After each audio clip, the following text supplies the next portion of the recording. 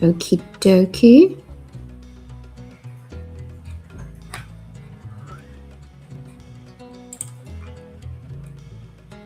We are live.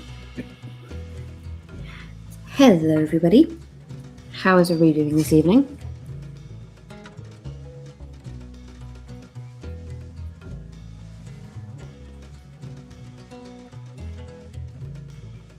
Make sure we're live on everything. We are fantastic. As you can see here, we have a bit different figure today. And that is because we managed to complete Mr. Lionel Johnson yesterday. Move Helm out of the way for a moment and just show you the masterpiece that is Lion.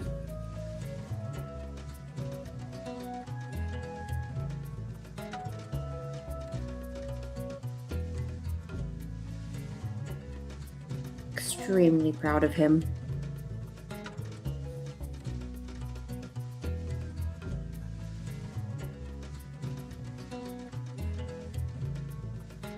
So my first big model, my first like proper super in-depth model, and yeah, I'm super happy with how he came together.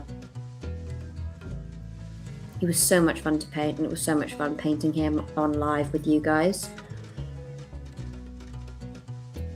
I'll be periodically like grabbing him throughout the stream in case people obviously weren't here over the week want to have a look at him.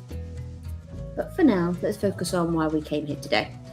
Except we managed to complete Lion yesterday, so we're doing Helm, and then tomorrow we're picking up Darkwater. So Lion looks pretty awesome, thank you.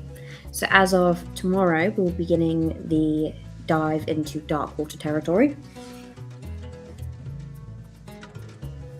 Just grabbing I have the colour guide, I've already picked out all the colours for Helm.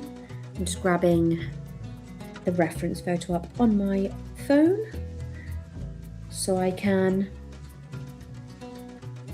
well, double check for one that I'm painting him correctly.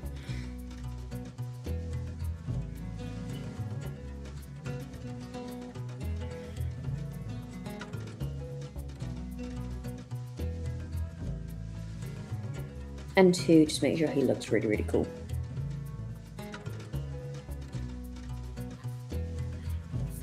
Righty. Let's begin.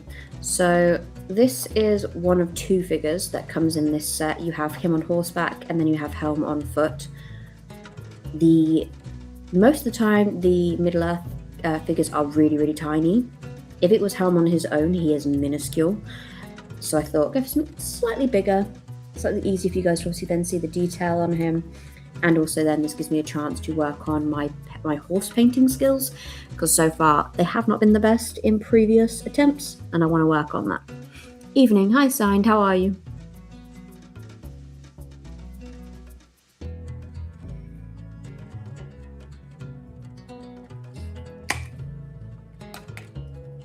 Going to begin with Mechanicum Standard Grey here.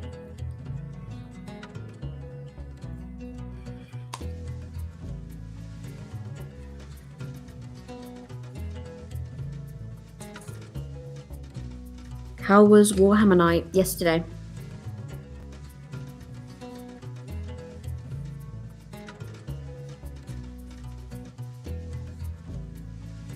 I'm good, your line looks amazing. Thank you very much, I appreciate it.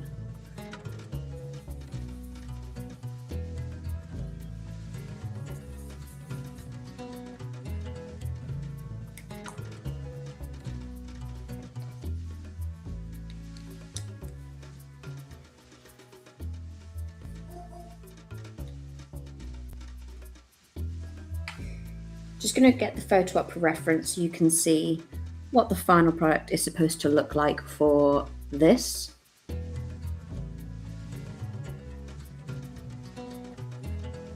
He's pretty cool.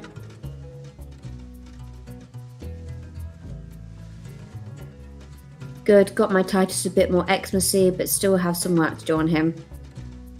I couldn't go as far as to do the grey dots in the eyes, but I did the white dots, and that was as brave as I was feeling yesterday. So remember you saying like you need to do the eyes, and I was like, oh, I don't know if I could do those on stream, because if I mess them up, I would probably cry. So just after stream yesterday, whilst I was doing the second coat, I was waiting for the second coat to dry on the base. I did that, and I'm pretty sure I held my breath the entire time. Okay.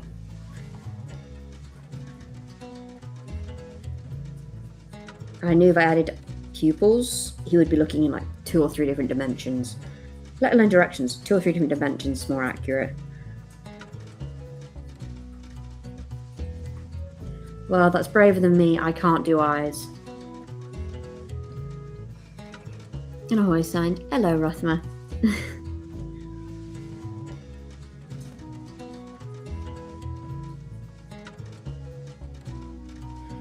I think pupils, as long as you've got like something that's proof that there's supposed to be eyes there, is good enough. I just didn't do, I did the eyeballs, just didn't do the pupils. They were just too tiny, too scary. Looks like it will be Mary Titus Mus. Can't make a good pun with that one. Oh dear. Still tried though. The fact that you still tried.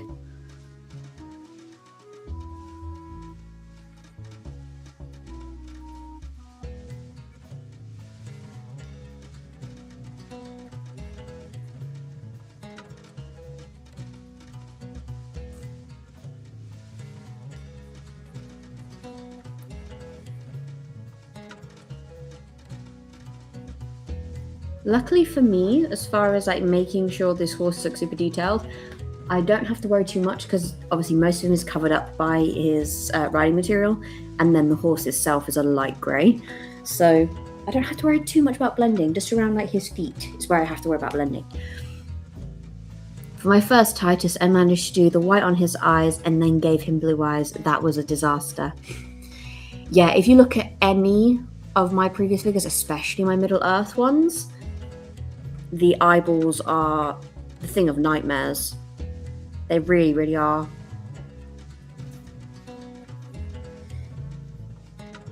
They really are terrifying. Did his eyes end up looking like different time zones?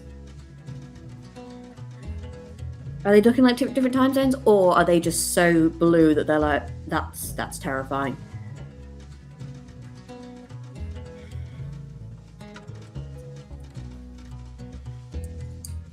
Now I'm going to go in with some Rakarth flesh. The other thing about this figure, because he's like fully kitted out in his armor, there is not a lot of skin on show. So that makes painting his skin quite easy, but I don't want to wimp out when it comes to detail. I still want to add some detail. So I'll be adding some of that in later when I do some shading. No, more like David Bowie's eyes. Oh dear. Don't know if Mr. Ned's going to have a look at those eyes in a moment to see for himself how terrifying they really are close up. Because they are... Or Pennywise eyes. Oh dear. Actually, I might argue Pennywise eyes are less scary. And I'm terrified of Pennywise the clown. I hate clowns. So for me to say that says a lot.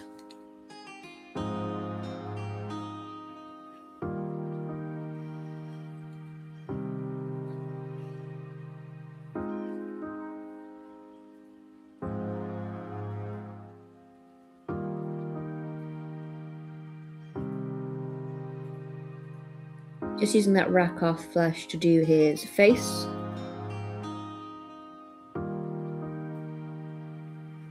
Literally, this is that tiny little bit that I'm painting, that minuscule little dot that I've just added, is the only bit of flesh tone that you actually see on this figure, I think. Yeah, because he's wearing black gloves. So I don't even need to do his hands, I just need to do that tiny bit on his face. So...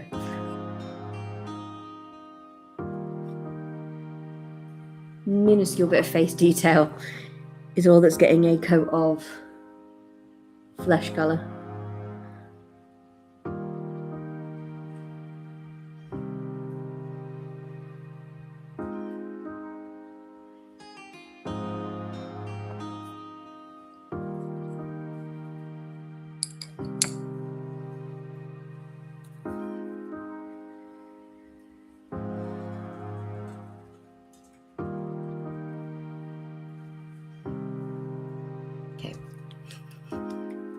Next up is to go with a tried and true. I'm doing metallics. You guys can probably guess what colour I'm going for. Green. Green, not green. Try lead belcher. Again. It's always lead belcher. It's always lead belcher. Every now and then I'll switch it up and use Iron Hand Steel. I tend to use Iron Hand Steel more for my Nighthaunt figures. Just gets a little bit darker, a little bit dingier. And since I'm doing, characters that are undead or ghosty ghouly boys who are dead, it makes sense. And the secondary is also done. Your prediction was before Sunday. You're right, 100%.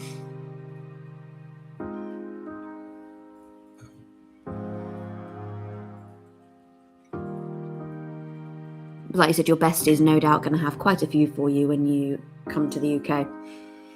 Do you think you'll buy any more for yourself between now and then? Or are you trying to save yourself for when you come here and then can enjoy all of the chocolate?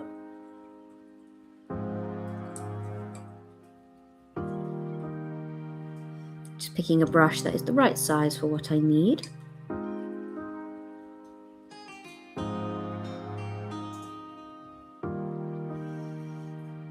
I wish they made Cherry's chocolate oranges. She got me a Terry's advent calendar. That is a good friend. And that means you also have quite a few to catch up on. Did she send it to you, or are you getting it when you come here?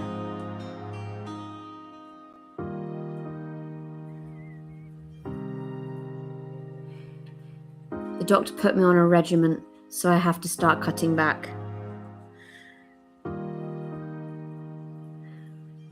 Before Christmas?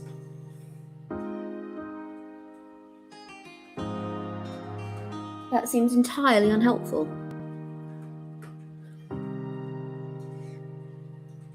I get it when I arrive, so you have a few to catch up on then. A few days of Terry's chocolate oranges to enjoy.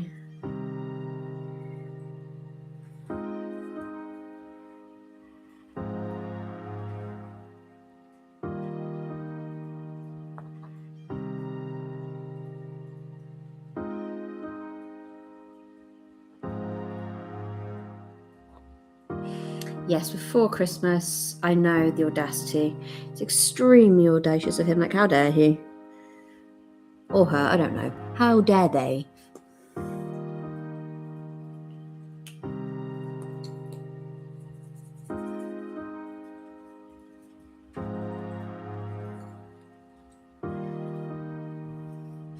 I think most of them know over the Christmas period, at least like that 2-week period between like Christmas and New Year's.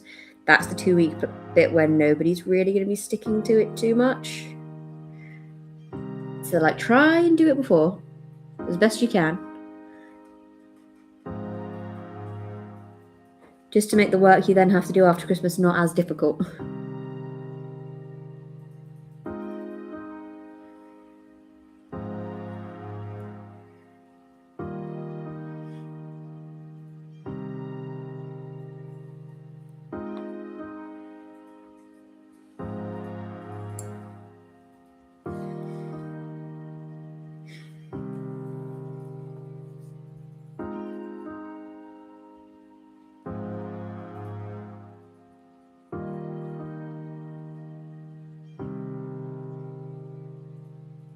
So far as Christmas decorations, we've only got one set of lights up and a few other like tiny details.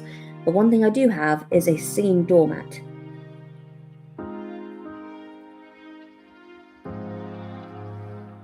Luckily I can turn it off before bed because at the moment our cat is the only creature that has set it off. And it scares the life out of him every single time.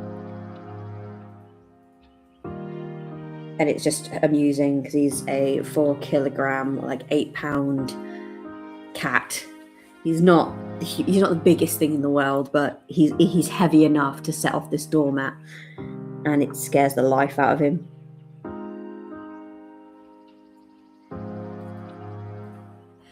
But thank God I am able to turn it off, because otherwise it would get very old very quickly.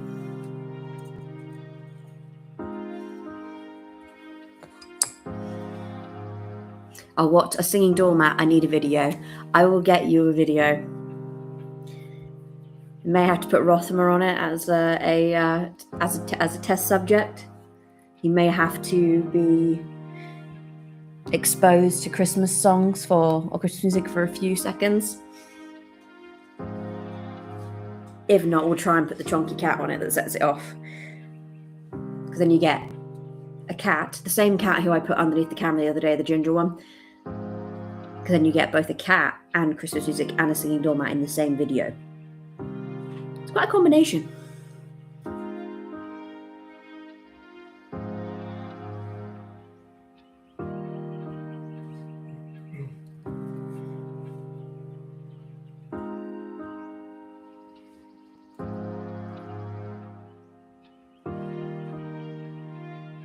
I'm going to go back in with some more of that Mechanicus standard grey now. And I'm going to paint the underside of his cape whilst I can still get to it.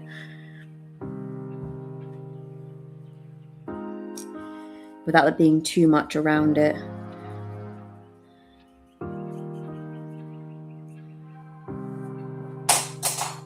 There goes my paintbrush.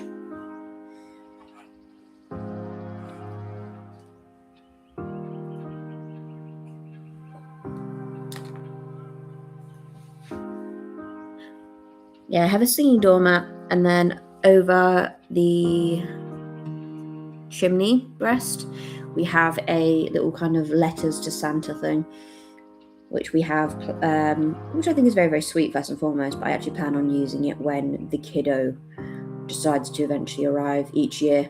Make him write a little letter to Santa whilst he obviously still believes in the Jolly Man. And each year we'll get him to write a letter to Santa and we'll put it in there.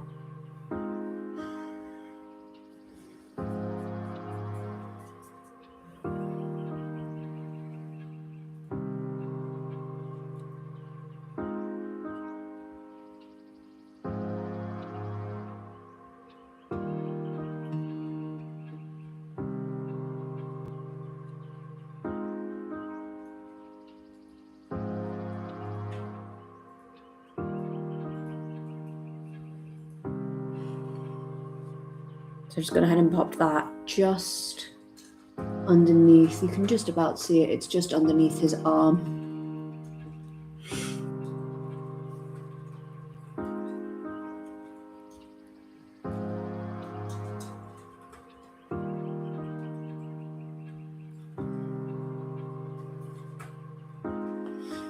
As far as the colour selection goes for this figure, there isn't even a lot of colours. There is in total 11, and that's with a few I've added, because I've added White Scar. No child of mine will believe in heretics like Santa. He'll only praise the Emperor. Why the Emperor, though? We know he's not exactly the best when it comes to, being an example for people. And don't you dare suggest Nurgle. Or Khorne. Well said, Rothmer. Or is it a Dadma now? Not quite. But we are officially at full term now, so he can come now and he'll be fully cooked. So he is fully baked now, so he can come anytime and still be okay.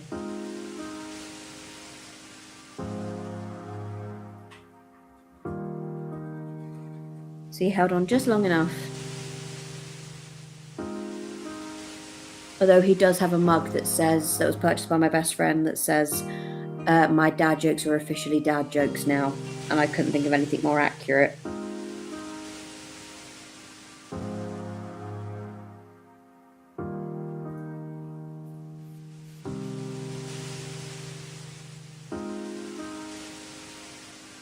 The Emperor believes in unity, connection between all of the worlds of man. Sounds nice, doesn't it? It does.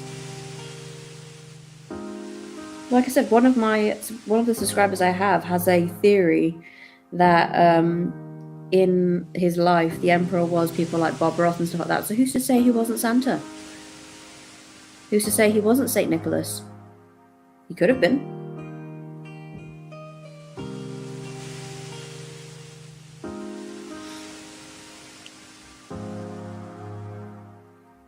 Maybe that's his real origin story. He was Saint Nick.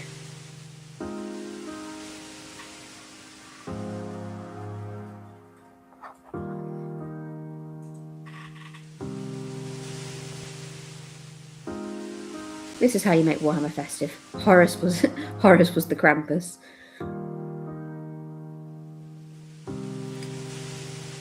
Who's to say he wasn't Jesus or Judas? Either way. Definitely could be either way.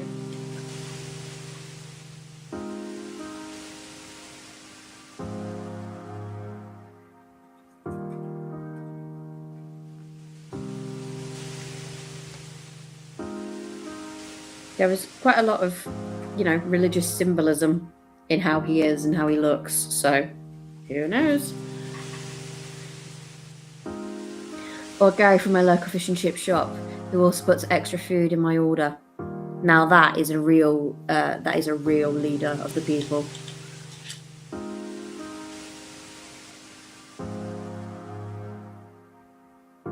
We actually do have someone who does that though. Depending on what time of day we order and what time in the week, there's been times where we've ordered a couple small portions of things, then we've come with extras that we haven't had to pay for, and he's just thrown them in there for us. So we've got a good egg working at our local fish and chip shop. It doesn't help with any weight loss goals, but it's very, very nice. The whole crusade thing is almost biblical. Exactly.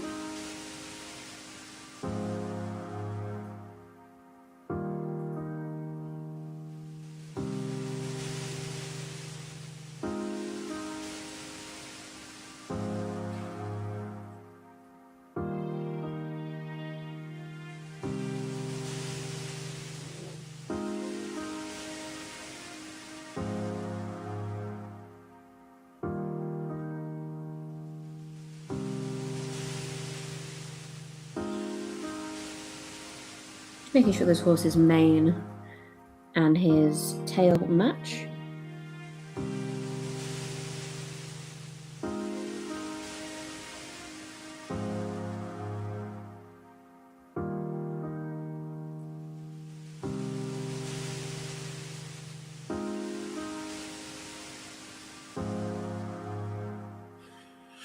Alright, watching from my kitchen now. Time to make some dinner. What are you making?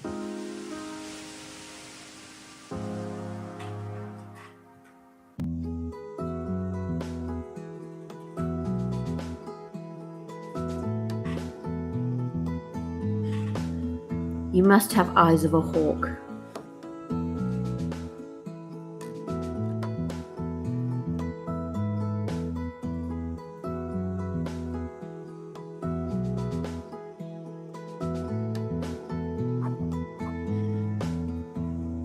A salad with chicken. Nice and simple.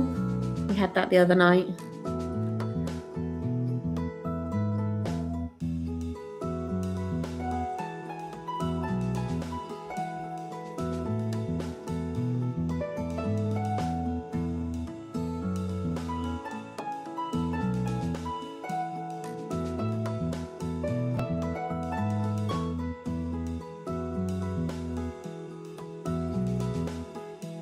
I have tonight's dinner written in my phone.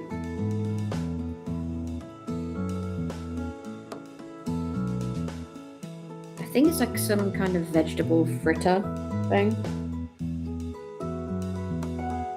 Yeah, roast vegetable fritters with some couscous and then some salad on the side.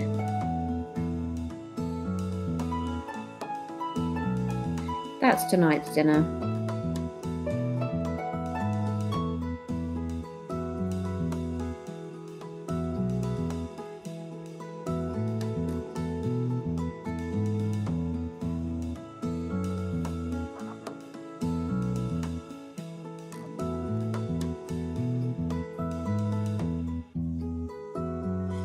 Technically tonight is a vegetarian night, and then tomorrow we have salmon.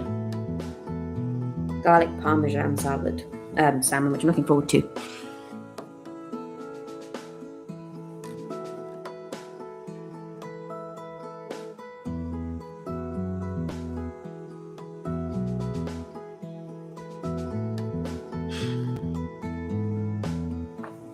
Oh, don't throw him. It's a bad idea. He will explode if you throw him.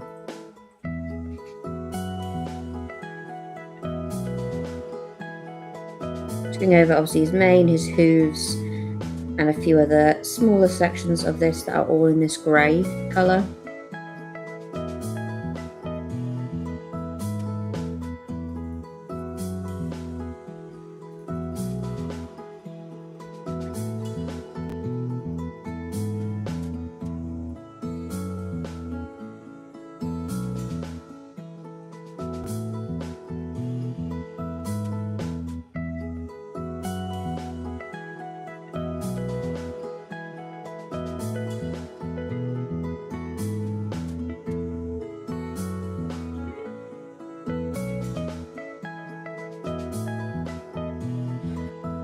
I'm not used to having a figure that doesn't have like any black added to it. This is entirely used with greys.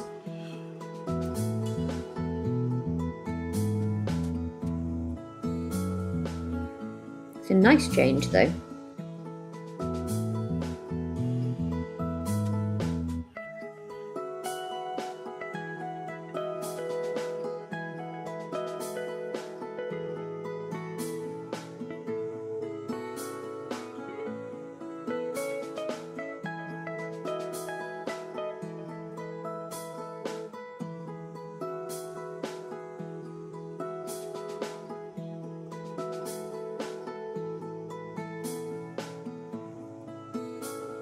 Have you looked at the Darkwater Warhammer Quest at all signed? If you have like there any particular figures that you like the look of, that you're looking forward to seeing us paint?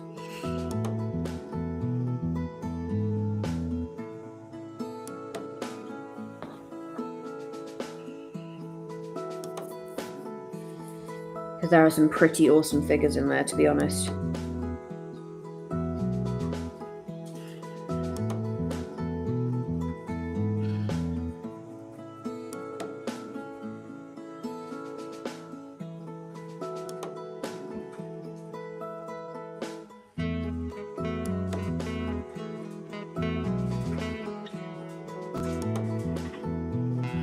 I haven't seen it. We'll take a look in a bit. Tomorrow will be a conveyor belt. I will build as you start painting them all. So we'll have Rothmer on one side, me on the other, and he'll be passing them off to me. Obviously, they'll need to be sprayed first as well.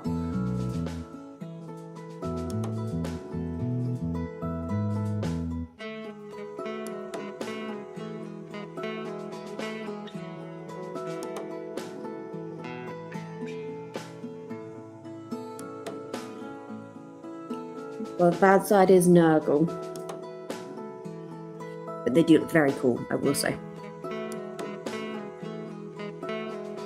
There's some Selkies as well. And like an Enchantress figure. She looks really cool. Can't remember many more off the top of my head. But it's very fantastical.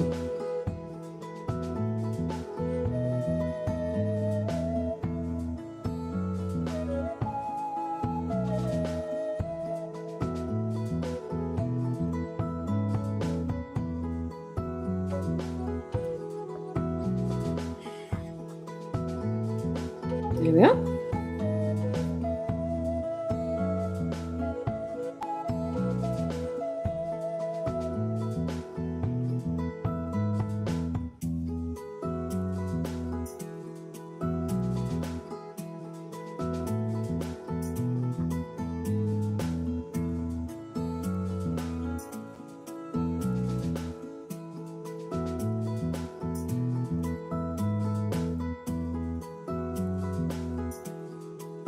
Do the horse's face armor.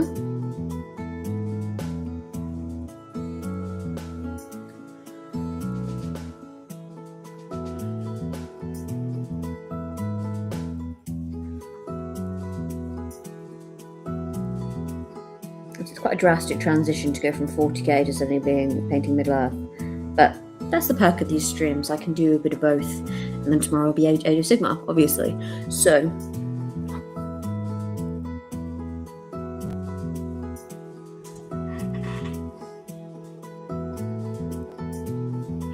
to be honest, Helm is one of the coolest Lord of the Rings models. He is.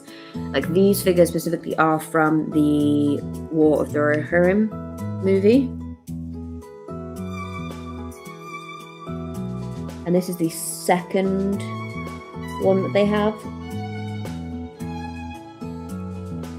Although I will say the very first figure of Helm is incredible as well. I really enjoyed him. I think he was actually the first Lord of the Rings figure ever painted. I'm still really proud of him, actually.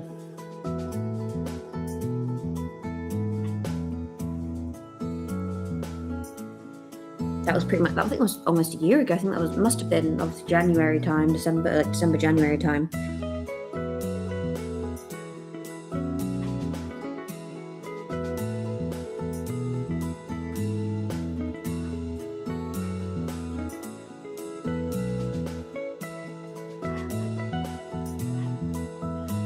But the figures have majorly upgraded since then.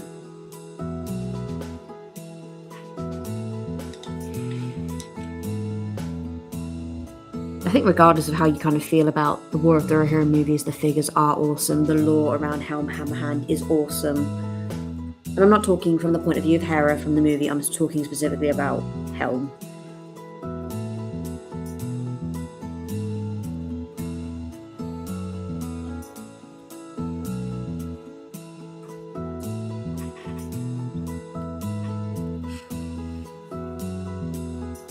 Having a little sip of tea.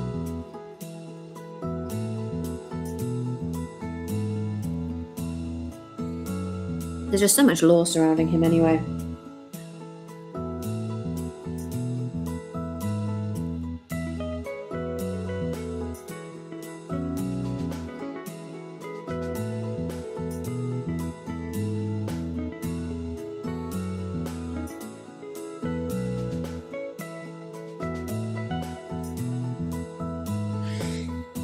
I think that's actually the first time I've remembered to drink a cup of tea whilst it's still hot. Next, I'm going to go in with some corn red. It's always corn red. If it's red, it's always corn red.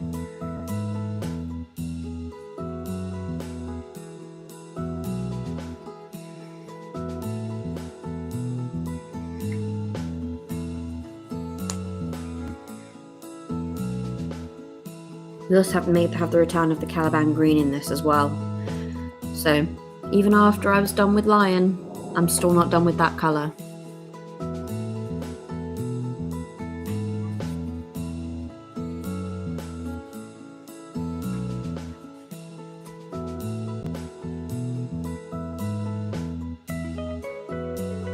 Now, there's quite a bit of red on this figure.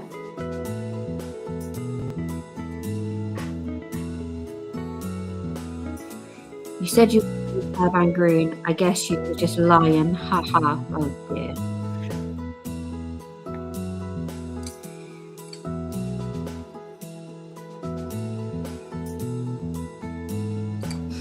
He's coming up with these. Luckily, I can't hear him giggling to himself, but he is literally in the next room over. Like every now and then, I just hear this very quick typing. Caliban green is a very nice green, very Xmasy. To be honest, so is corn red. So let's just say this is in the spirit of Xmas that I'm actually painting this. Got the red, got the green, got the gold.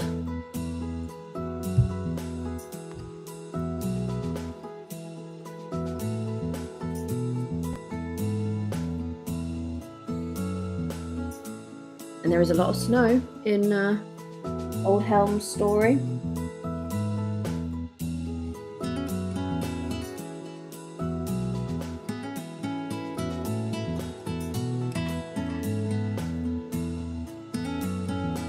Very tragic story, but you know.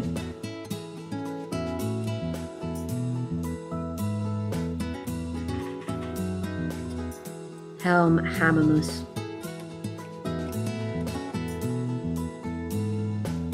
Maybe that should be the tradition. Like every Christmas, I have to paint something Helm Hammerhand related, just so I can use these colours.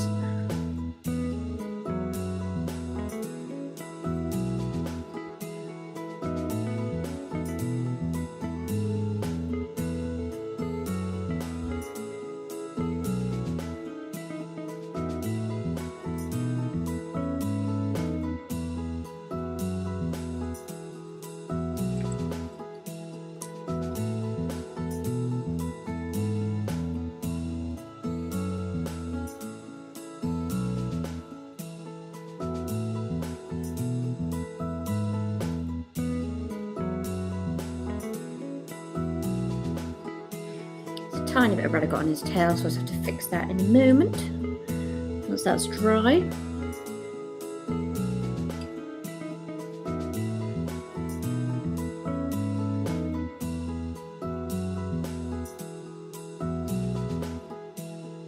To be honest, all of Helm's armour is very Christmassy.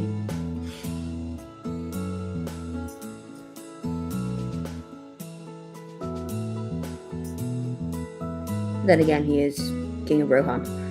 That does make sense.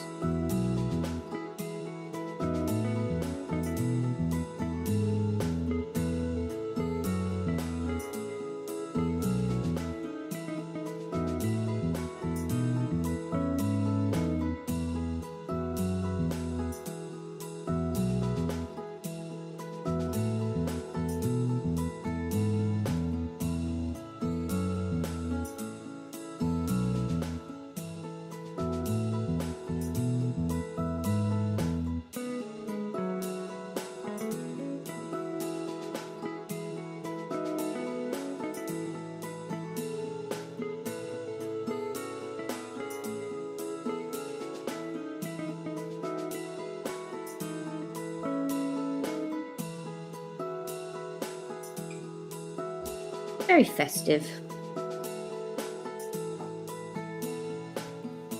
Need more red though.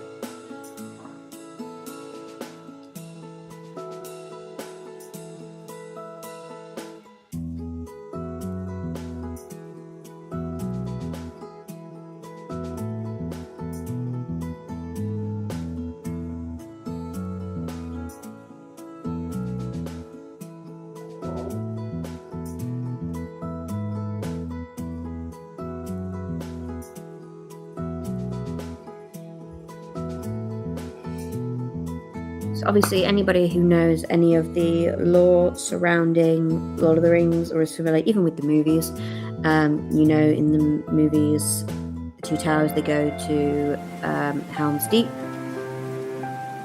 Helm's Deep is because of Helm. It's also called the Hornburg because of him, because before the Hornburg it was called the Southburg, which is the South Fortress.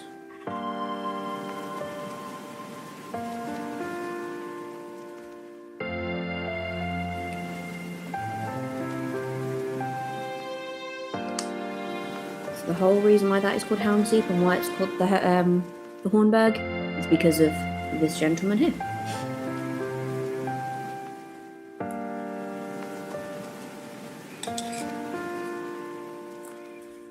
If people didn't already know.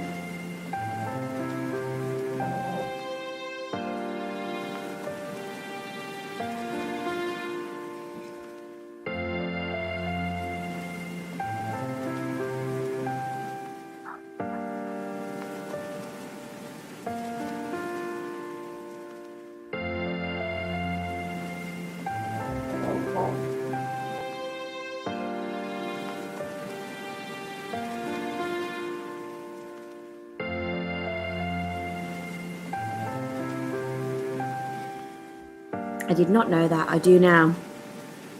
Fun fact of the stream.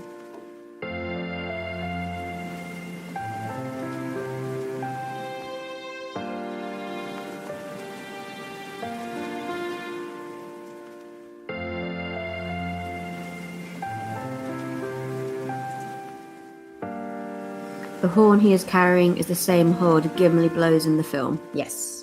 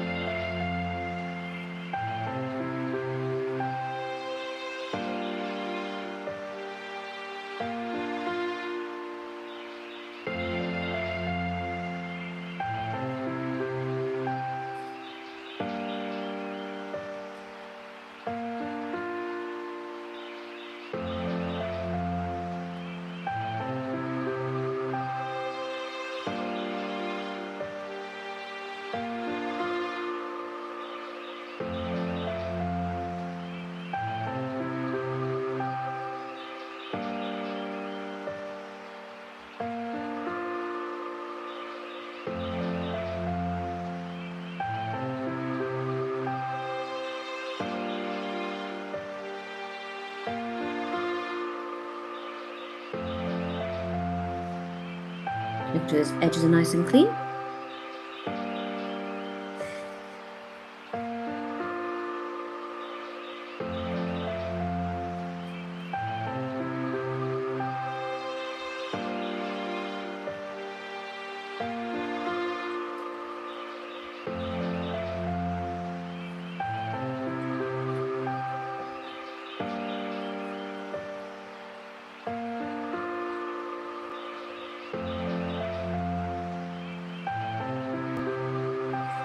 Same colour I'm applying to the horse's armour is also going to be applied to Helm's lovely long cape. Again, Edna said no capes, but Helm looks particularly good with the cape, so we'll let him off.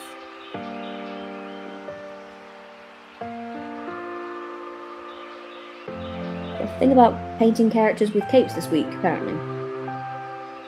I'm pretty sure some of the characters on from Darkwater have capes also.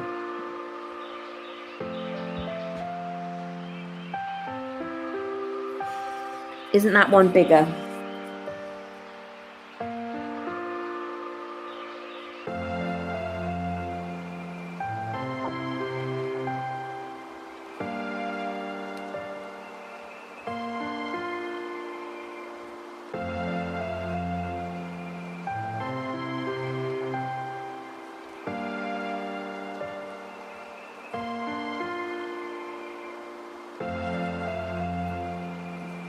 Yes, I absolutely can turn down the music.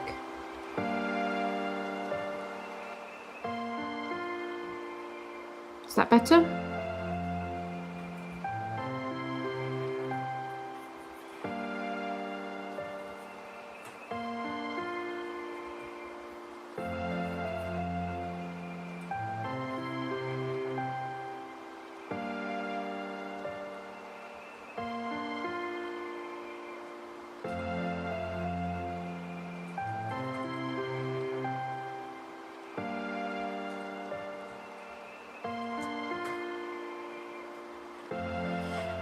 Nope, same horn. The horn is the initial part of the mouthpiece. The rest of the horn is part of the structure of the tower.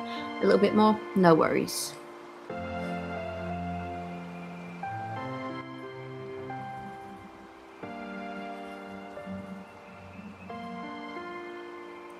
Let me know if that's better.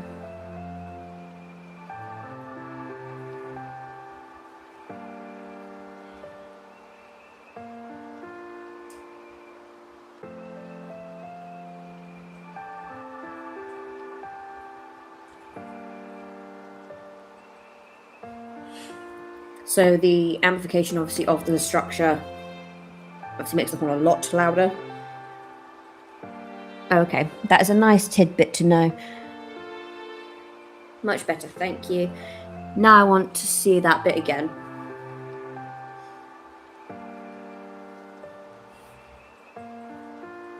To be honest, when I found out Bernard Hill passed, also he plays the wonderful King of Rohan, I went back and I watched The Two Towers, cried a lot, did like a little tribute video to him, and I watched that scene quite a few times.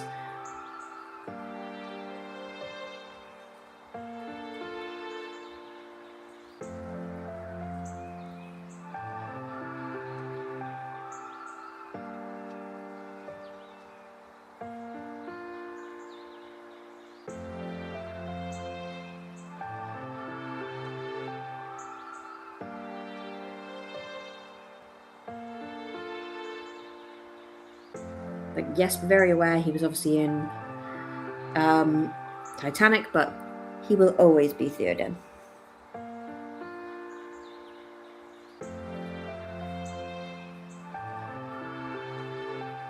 Just double checking his cape is in fact red before I start painting it. It is fantastic. So I don't really feel like having to cover up red if I get it wrong. I usually don't cry during movies, but I cried when Theoden died. It was a beautiful speech at the end, broke my heart. It is an incredibly poignant speech. And to be honest, having it delivered by Bernard Hill, the guy was in cinema for over 50 years in total. Like, one hell of a career, but when you've been working in it that long, you learn to deliver those speeches. And yeah, he did it justice.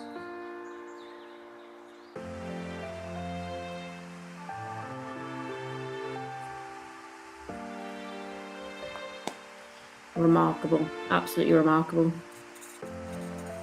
And now I want to watch Two Towers. Well, to be honest, I want to watch all the Lord of the Rings again. But Two Towers, out of the three, Two Towers is my personal favourite. I love all of them, though.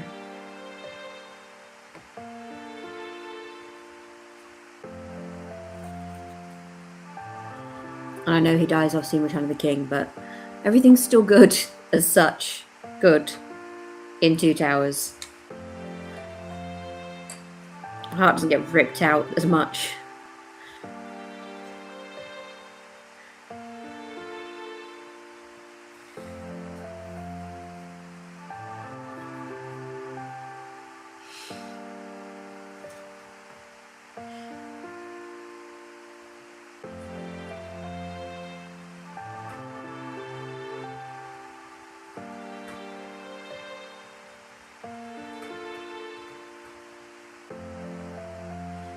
So make sure this red goes all the way down to that strip of fabric. It does.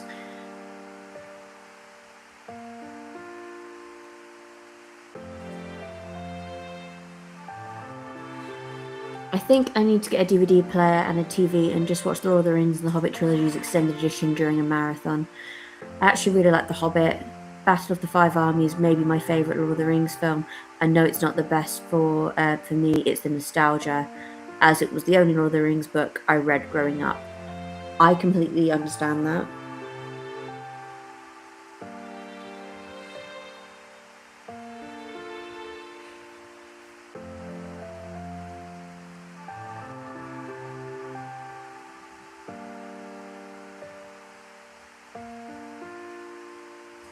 Because in total you're looking at what? Is it like 6 hours? Somewhere between like 6 to 8 hours of content for The Hobbit. There is obviously so much detail in that book. It would be absolutely impossible to get it all into a movie.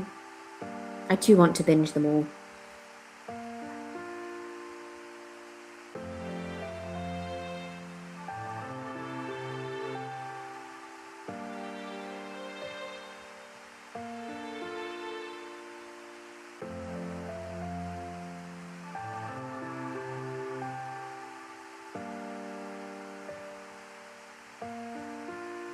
Again, casting choice though. One marathon to binge them all. The casting choice for Richard Armitage to play Thorin was a very, very good choice, in my opinion.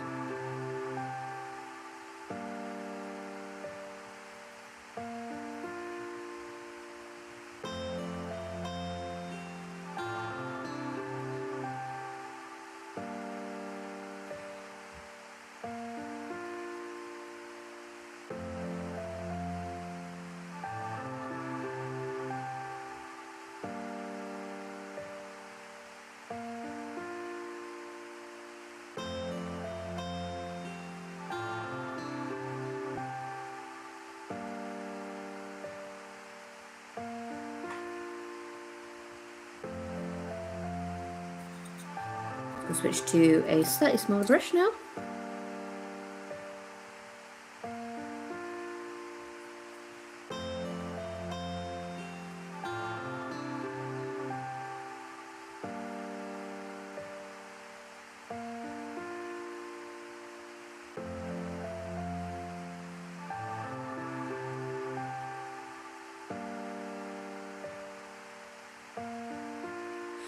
Lee Pace as Thranduil is just chef's kiss. Rhaegar is terrifying, real and terrifyingly beautiful. Oh, absolutely. Like, Thranduil, like, as a character is such, as far as elves go, is such a dark character. He has got so much backstory and lore behind him. And I can't remember exactly how many minutes he actually has on screen, but it's not very many. It's not very much.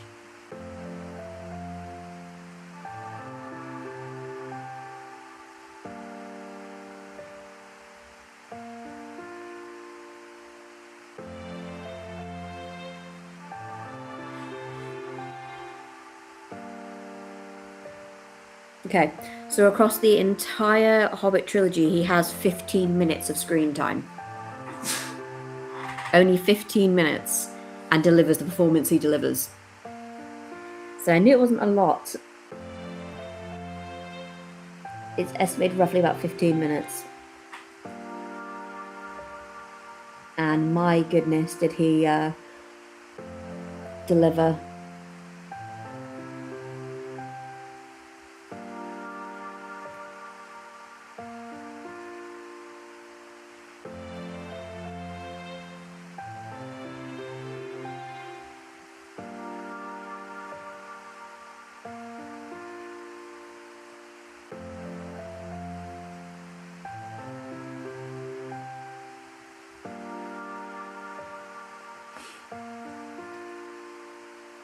Apparently worked in Weta's workshop too because he loved making the weapons and such. Yeah, I was looking at the behind the scenes stuff, and he was just so into it. He's such an iconic, he's such a huge fan of Tolkien's work, has been his entire life. So I think, well, first of all, if you've only got 15 minutes of screen time, but you need to be there quite often, you've got a lot of free time. You might as well make use of it, and obviously to be able to come into the place where everything began and watch, these incredible craftsmen work. He thought he'd try his hands at it. There's some footage of him doing it as well, and it's just... He's a man of many trades, old Lee Pace.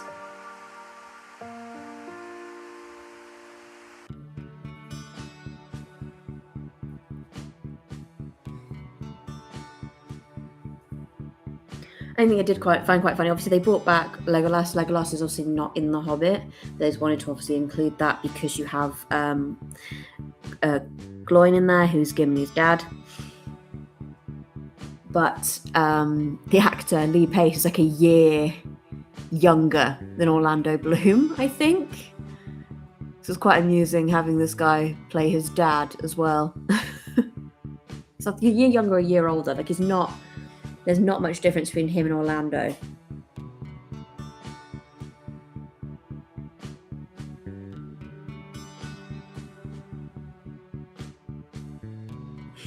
I know him from Pushing Daisies series. I loved that series so much.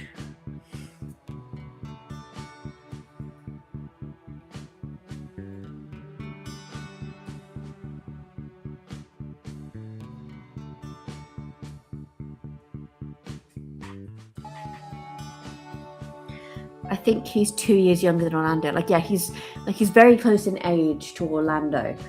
It was obviously him playing his dad. To be honest, they could do a lot with his story anyway. Like, they could do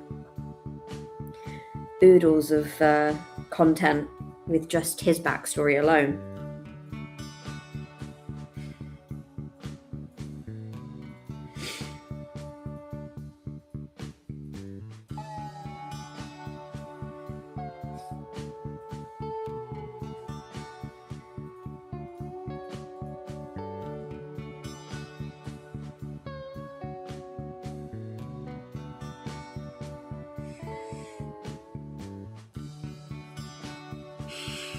Because Thranduil, his father was Orifer, who got killed in the Battle of Dagorlad during the War of the Last Alliance. So they could do, if they were to do his story, they could cover so much of the First Age battles as well, and it would just tie it all together really nicely. It's a possibility.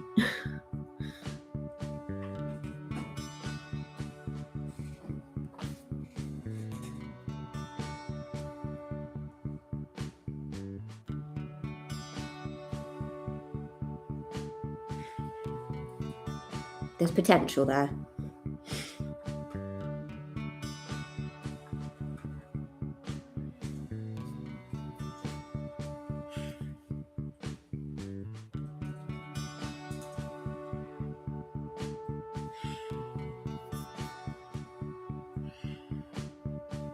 Okay, I'm going to move on to our green now.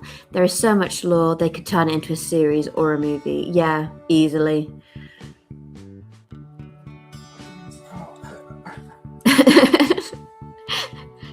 Roth was just coughing and going, rings of power.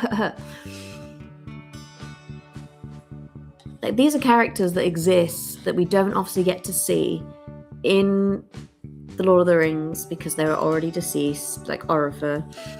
And they could tie in so much with the Lord of the Rings, bringing them together.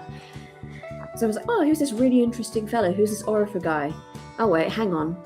His son's name sounds familiar. Oh wait, isn't that the father of Legolas? Suddenly everything merges together. Everything works. Was even like in the Lord of the Rings, they didn't have the permissions at that time to mention that Legolas was actually a prince. So in Helm's Deep, obviously, when they do that, their little bow, they turn to Legolas and they do the same thing. That was like their little nod that he is royalty, but they couldn't actively say the words that he is royal because they didn't have permissions at the time. Fun facts.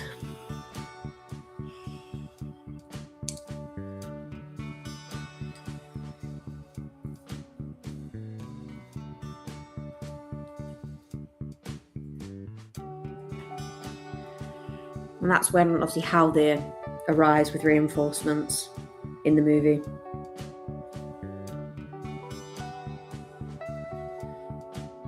Just double checking where my green needs to go, which again is going to be Caliban green.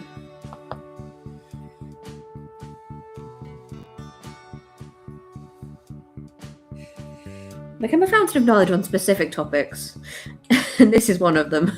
I want to see more of Elrond's backstory and the whole genesis of Middle-earth. Elrond has an incredible backstory. Really, really does. And obviously you have Elrond and Elros, which is his twin brother. And because they were half elven, obviously getting to make the choice between becoming one, like becoming a man or becoming, Haldir's death, that was something. Yeah, this is what I mean when I say most of the Two Towers. That one got me in the Two Towers, but for the most part, I can stay strong through most of the Two Towers. It's just Haldir.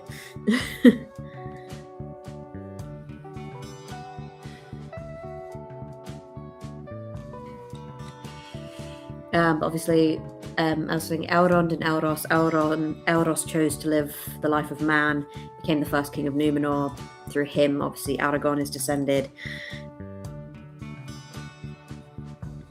But it's also the reason why Arwen gets to make the choice of choosing to live as a mortal or live as an elf. Because she is half elven.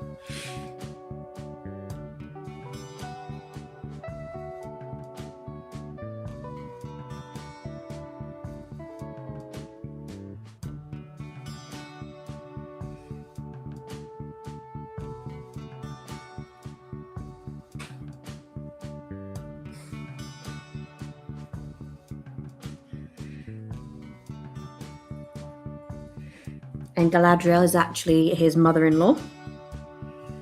Galadriel and Celeborn. Yeah, Aragorn is older than Theoden. Eowyn's reaction was priceless. Yeah.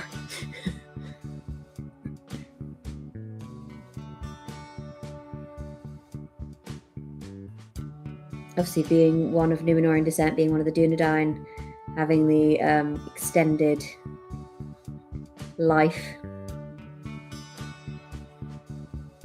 Even for a mortal.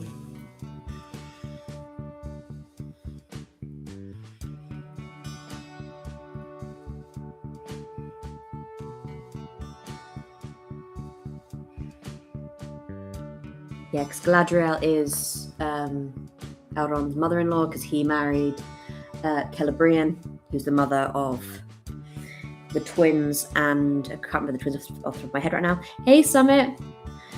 Hey, this figure looks awesome. Thank you. And obviously, Yeah, his wife is Celebrian, Galadriel's daughter with Celeborn. Yes, correct. I can't remember the twins' names off the top of my head now. It's gonna bug me.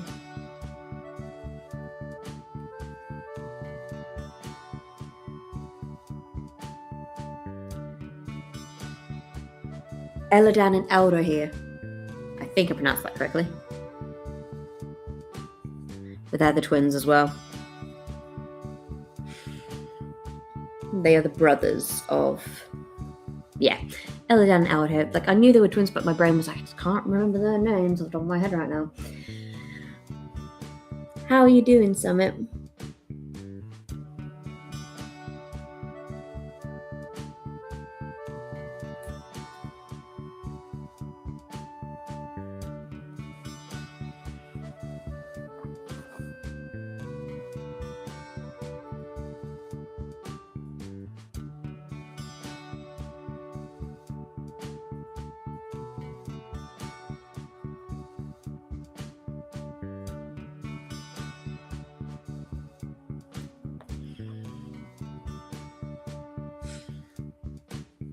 Busy with work, it's December after all. Yeah, I completely get that. You must be burnt out.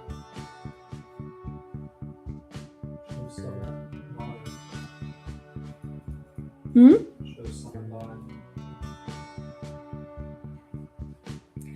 Oh yeah, you have not seen Lion yet, have you, Summit?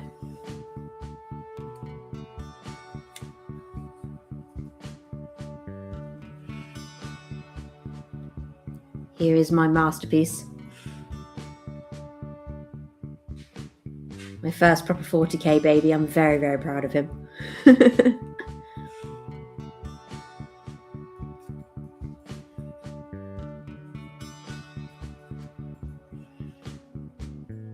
have no doubt you're basically going to work, coming home, crashing, and then obviously doing it all over again.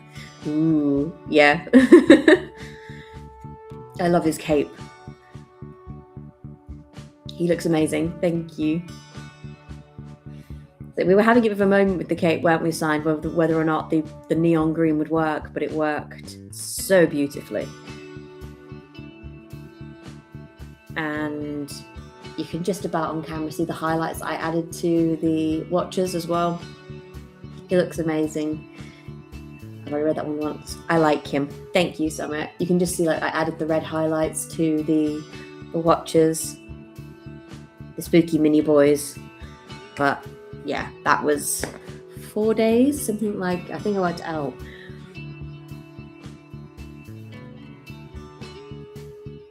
Somewhere between like 8 to 12 hours of painting to finish him.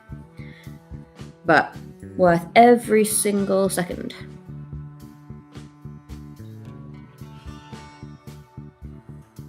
Yes, the moot green was a good call.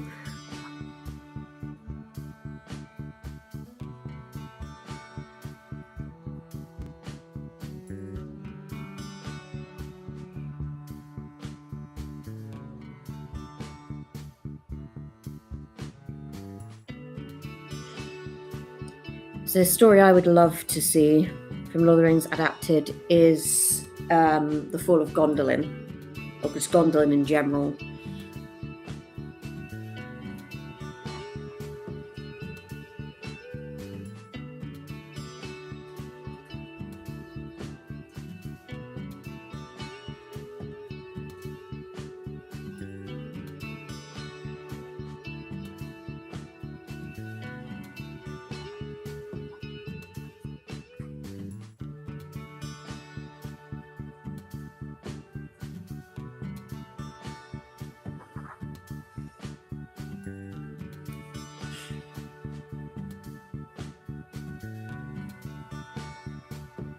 I think with the moot green originally there was like a little bit of hesitant, like you were like slightly hesitant, weren't you, at first signed? You're like, oh god, please don't, you might ruin it. And then it worked perfectly in the end, luckily. Worked in our favour. Even I was hesitant, I was just trying to pretend I knew what I was doing. I was like, yeah, it works, fine. And thank god it did turn out fine.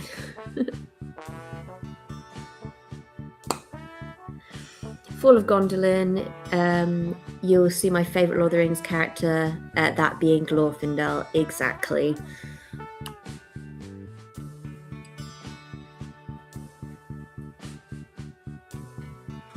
Glorfindel is incredible.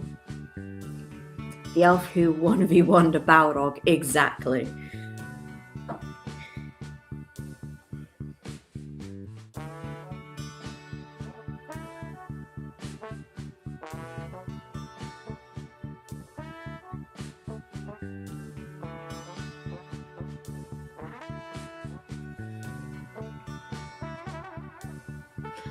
It was so neon, I was going to suggest a mix with the other green. Who's the elf with the beard? The elf with the beard, are you talking from... Obviously not many of them have beard. Are you talking about the one who obviously is in Rings of Power? Because that would be Círdan.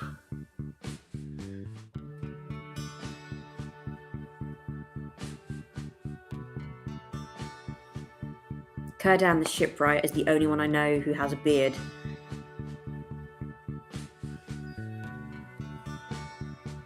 I know in some artwork he has a beard as well. This is probably why they got the interpretation to obviously have a beard. I believe it's Círdan.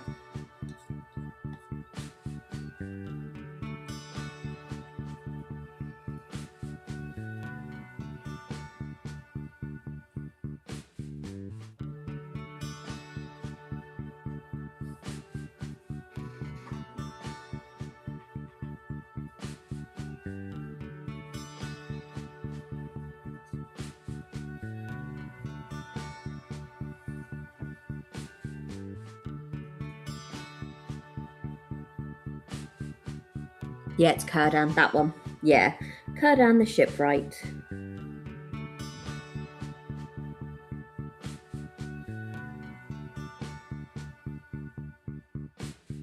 Who's way more significant than people give him credit for. Way more significant.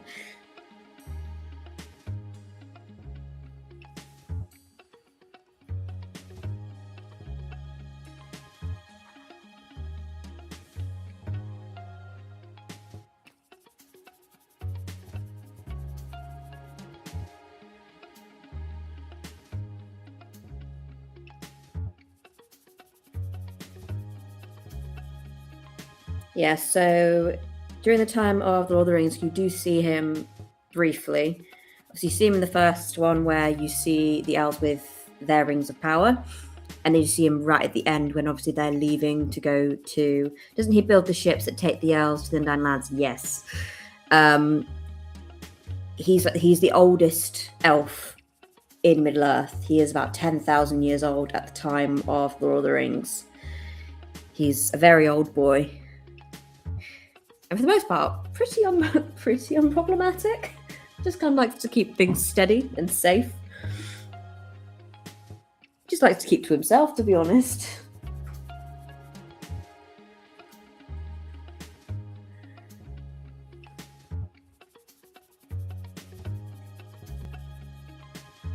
Círdan gave his ring to Gandalf. No, yes, he did.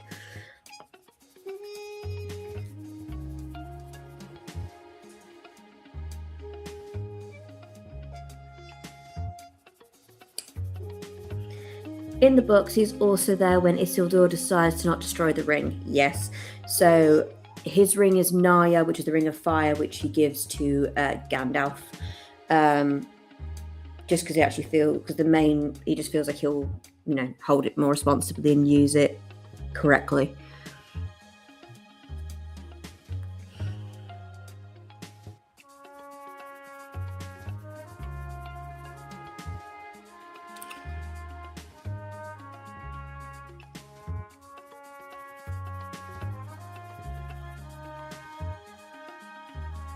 See, I know some stuff. It's fine.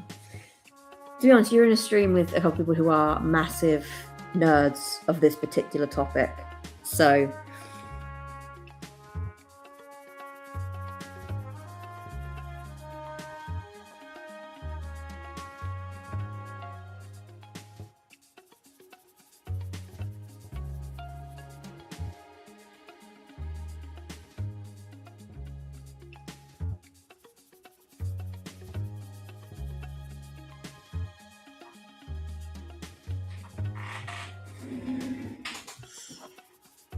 Naya, Nenya, and Vilya are the Elven Rings. Yes, originally held by Galadriel, Círdan, and Gil-galad.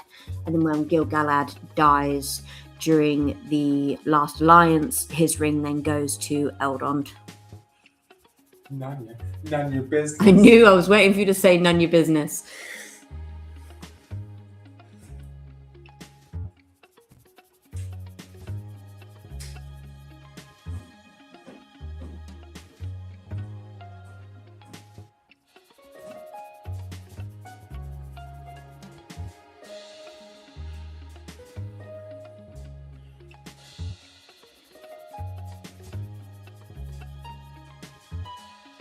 So Vilya is the ring of air, Naya is the ring of fire, and Nenya is the ring of water. So originally, obviously, all these were crafted by Celebrimbor. So Vilya was held by Gil-galad, Celebrimbor, Gil-galad, then Elrond, and then obviously Naya, Celebrimbor, Gil-galad, Círdan, and then finally Gandalf. I heard it coming miles away, and I'm still surprised.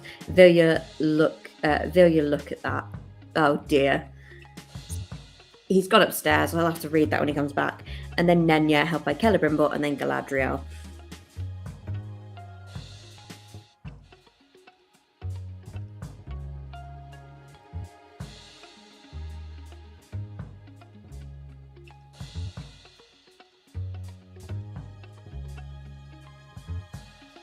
Yeah, and Celebrimbor and Galadriel are actually cousins. Distant cousins, but they are in fact cousins. And are both related to Feanor, the crafter of the Silmarils.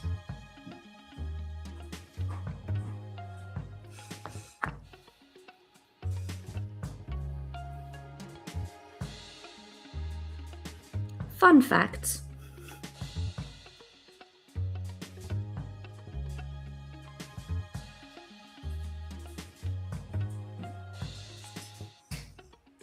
Mr. Nerd, did you hear Sign's joke?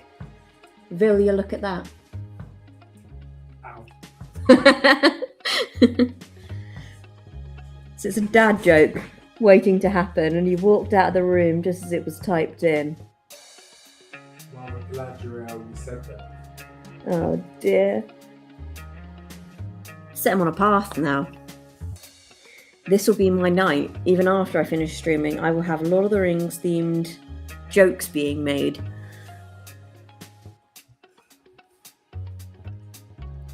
They could be worse though. They could be worse things to be joking with. This is Lord of the Rings themed. Hello, cat. Are you making the decision to jump up? Yes, you are. I've had to move my figure just for a second because I have my old girl, my 13-year-old girl, who doesn't really listen to anybody. I'm Galadriel with that joke.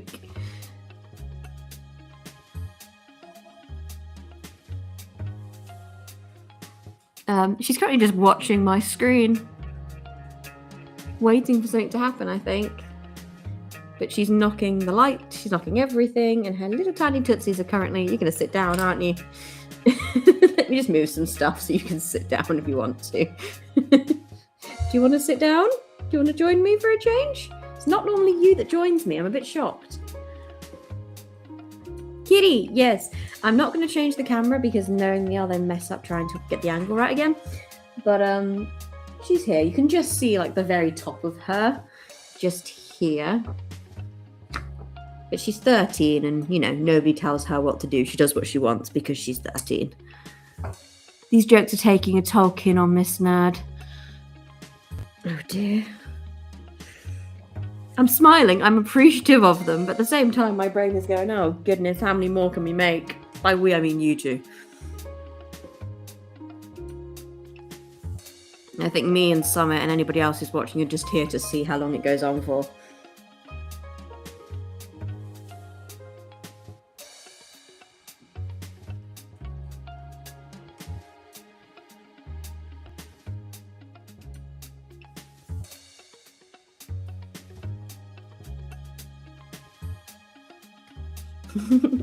You just see her tail.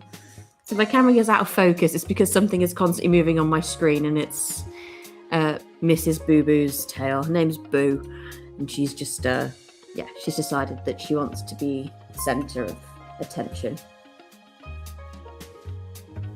But she's a sweet girl, so she does what she wants. Yeah, my cat is almost 7, still a baby. Doesn't make a difference. So this girl is, technically considered geriatric at this point. Doesn't matter. Still a baby.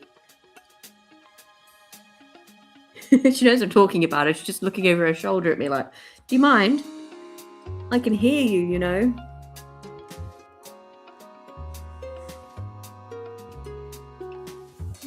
Doing the gold parts are going to be interesting.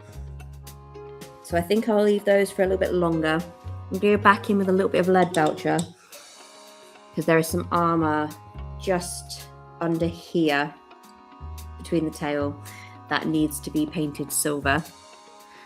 Problem is, now every time I try and read your comments, I'm going to have to turn my head around her to read them, and that's a me problem. That's not a her problem.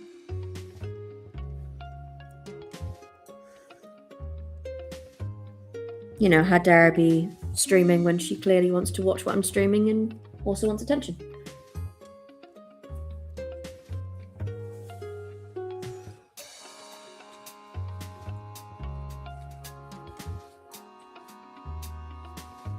Thing is, the age gap between our cats is quite dramatic. She's 13, she's old girl, and then we have 2, I think, 1.5 and 9 months. So it's quite a big age gap between them, and she's the smallest out of all 4. Yeah, how dare we inconvenience the cat? Exactly. It's my fault, really. How dare I inconvenience her?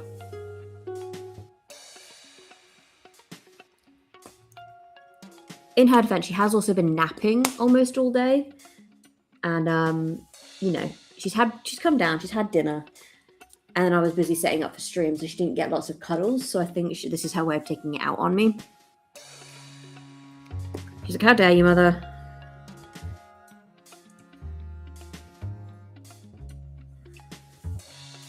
I did hold her like a baby earlier on, though. She doesn't request that very often anymore, but she would not stop following me until I picked her up like a baby.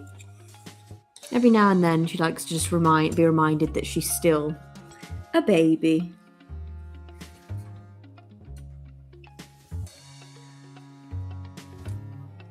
Nyx is sleeping in a box next to me. Sweet baby Nyx.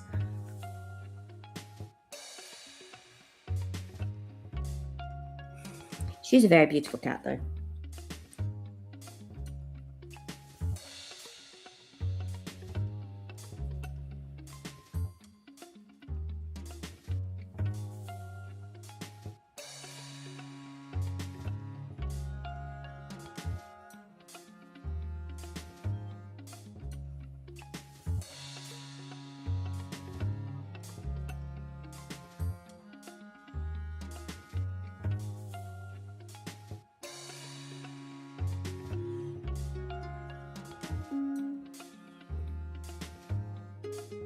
She is.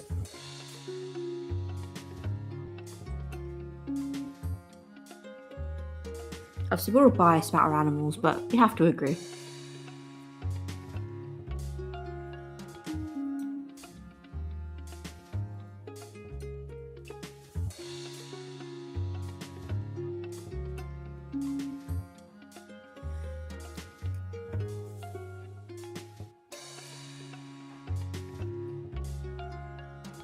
In this house, aside from myself, Boo is the only girl. And despite her size being so small, the other 3 learned very, very quick that she is the true, lead. She's the true head of the household. She is really in charge. None of them mess with her. They know if they do, they're going to get slapped.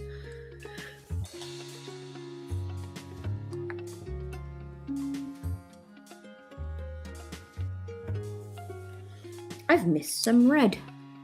How dare I? I was just looking at his hammer going what's this gap here? What have I left that for? That's supposed to be red.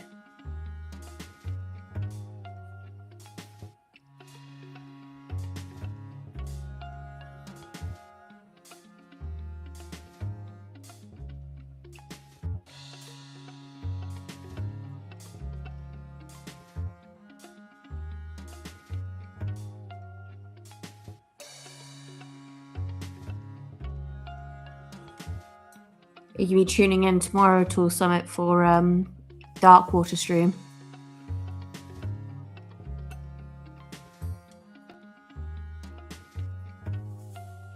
If you're not busy working, of course.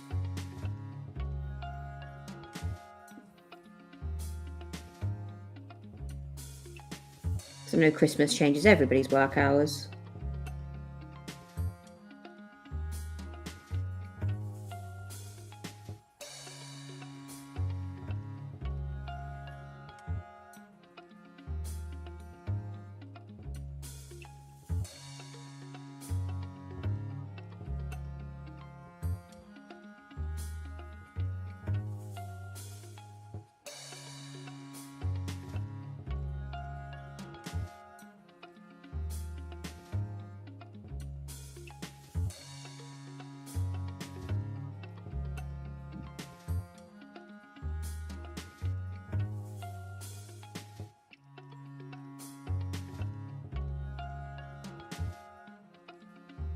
I think that the Rings of Power, going back to Lord of the Rings stuff, I don't know how much permission they have as far back as in the first age they go. Because obviously they have Ar-Pharazôn and they have Numenor, but I don't know how far back they actually have permission to go. Or whether it's just the entire first age and they've just cut out major sections of it.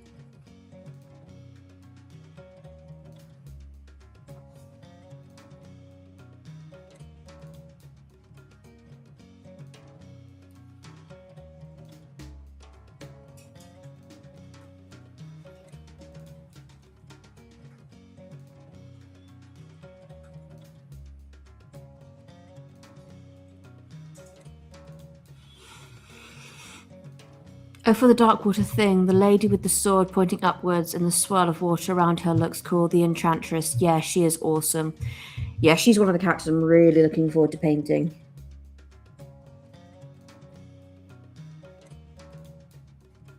That's one of the models that when we went to Warhammer World last, they had on display.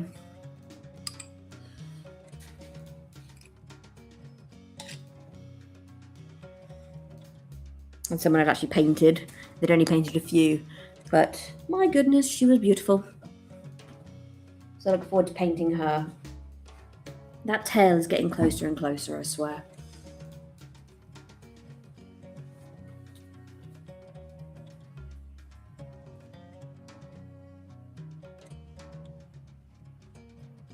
Okay, move on to some browns now to paint the rest of Helm's armor, and then I'll move on to golds.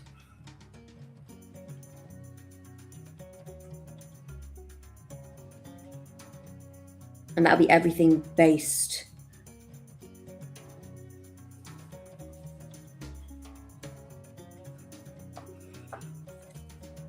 So for the base of his clothing, I'm using Steel Legion Drab.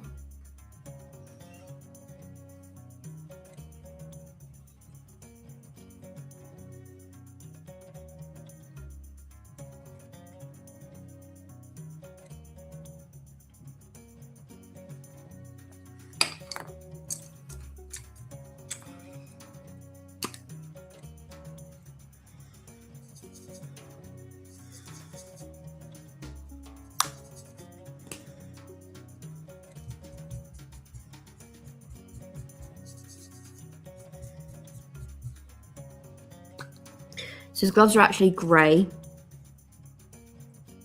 but they're quite small, so I'll add those right at the end because there's also some grey wrapping around his hammer as well.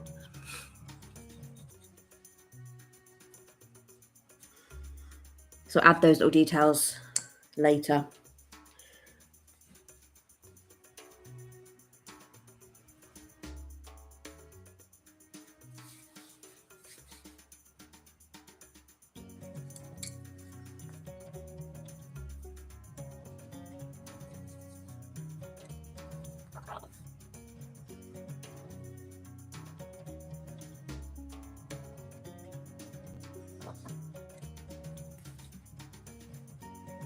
So I think I'm going to grab some black as well, just because I feel like it needs something else, not just brown.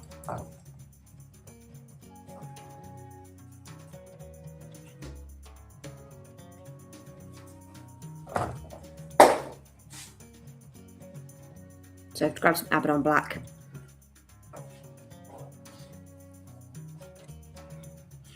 It's not listed on the colours, but so like this brown is way too light to be doing boots as well as other armour.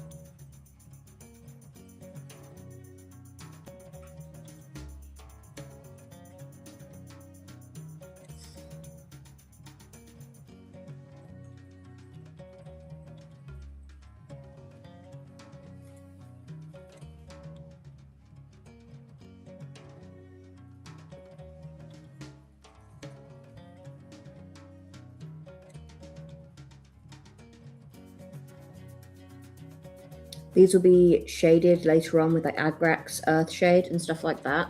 So it'll make this brown a lot darker.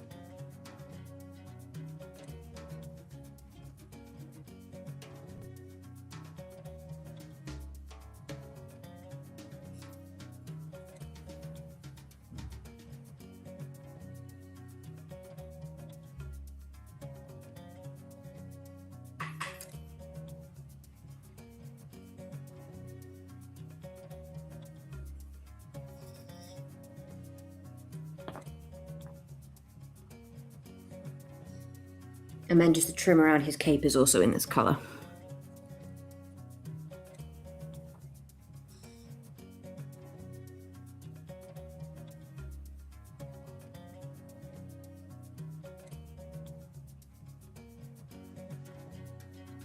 Like I said, helm and lion are the exceptions to the no capes rule.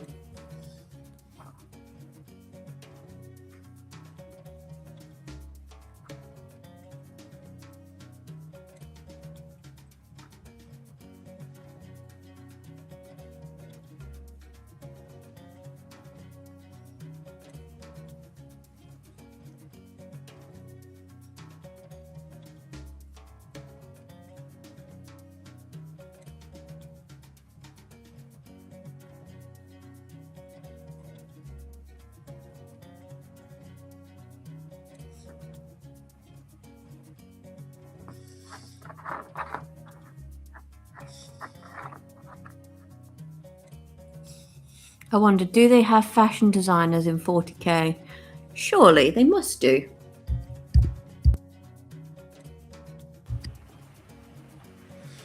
Don't know if you ever watched the Hunger Games, but I imagine they're kind of like those designers. Like specifically blending like death and, you know, a specific theme with it. It's the only way, in my opinion, that would work.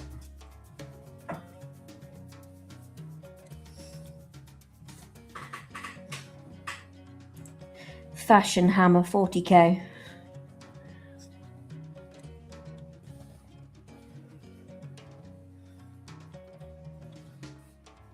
Oh dear.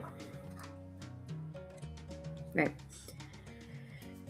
I think I'm gonna mix, because he's got like this layer underneath here between the brown and the green, and upon closer inspection in the photos it looks more green, but I'm gonna mix a tiny bit of black with some green to do that, so it's like a greenish blackish blend. But then he has some like chest plate armor up here that's black, and then his boots are black, so I will also be using the black on its own.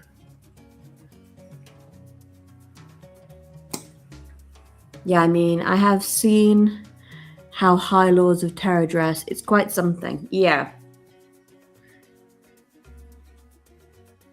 Sorry, did I have to look around you again, Princess Boo Boo? I'm sorry.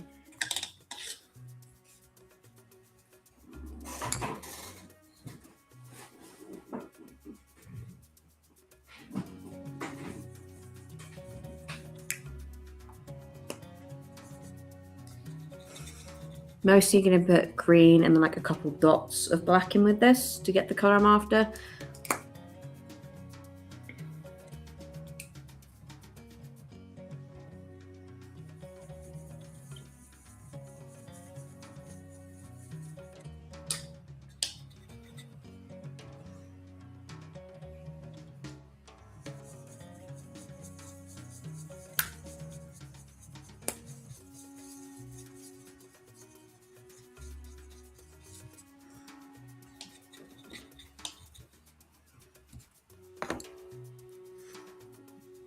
There we go.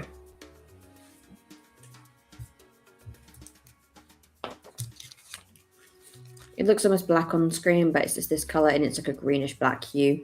Once I apply that to the figure, it will look more like a super dark green.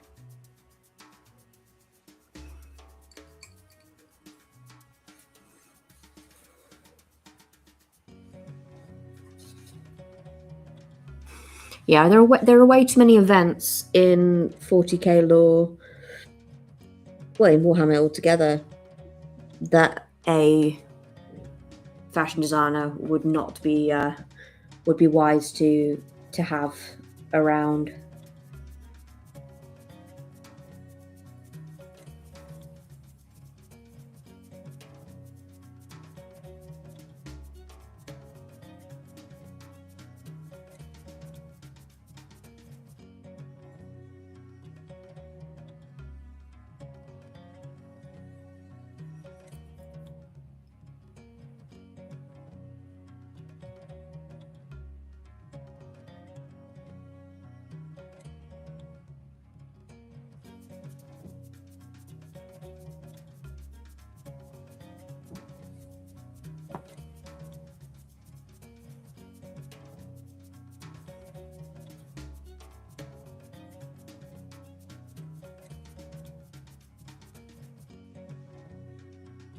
Definitely would have been wise to do this before doing the brown.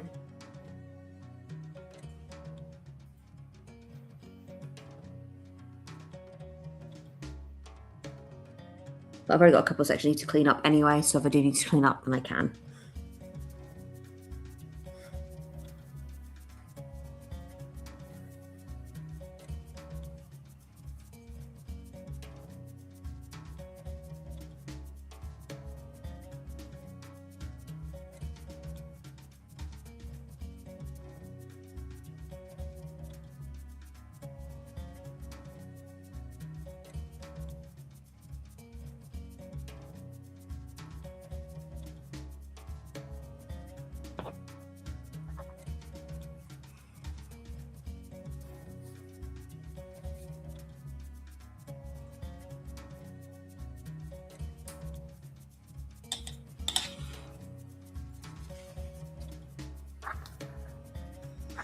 Also just realised I left his wrist cuffs out, so I'll do those brown now as well.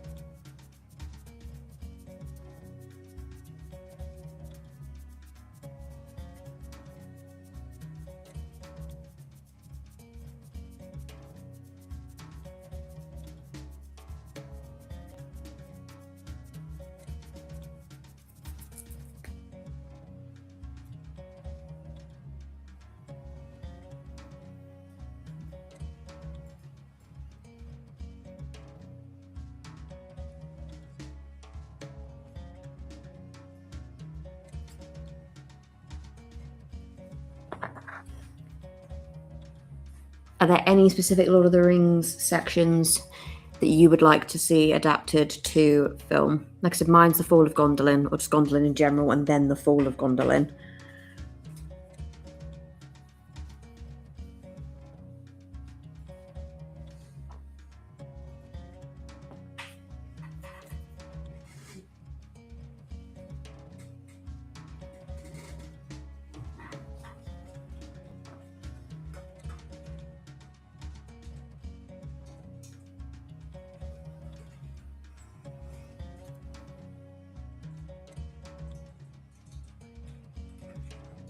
Just painting the saddle with this brown as well.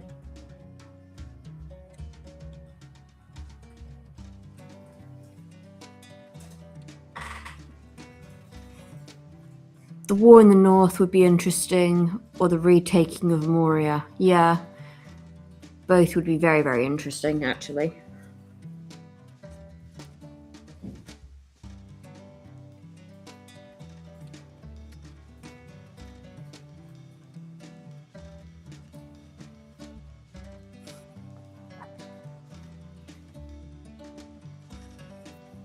I did like a whole piece the other week on mortality and how like it's both like it's deemed as a gift. Tolkien did kind of give it to man as a gift, but how the whole like etymology, well, not etymology, like the whole history of it can be seen as both like a blessing and a curse depending on who you look to.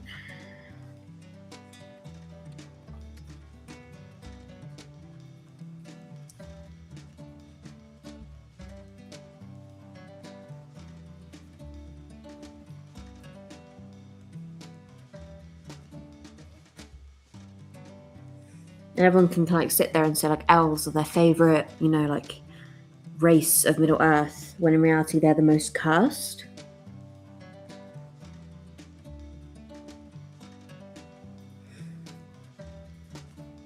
Because no, they're not immortal.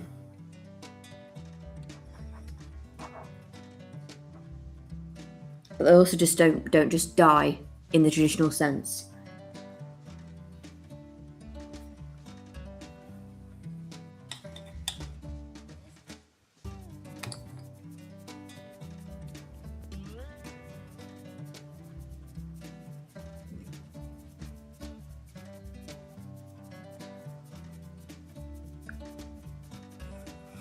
Cursed to live forever, whilst mortality means your life will end one day. Exactly. And not to mention, like, one of the things about the elves in particular is how connected they are to the land, to Arda. And whilst they're living forever, they're watching Arda die around them. So they're not just watching people that they love and know die, they're watching the very land they love die.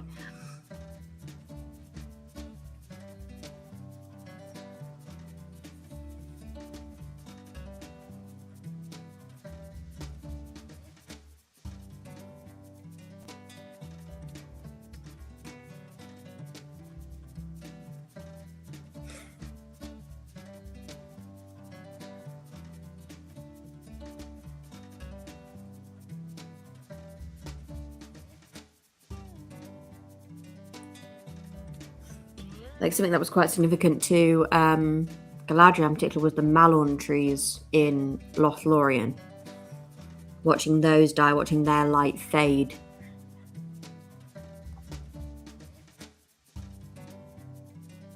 Obviously, they all knew eventually they would have to leave and go back to Valinor, or the Undying Lands.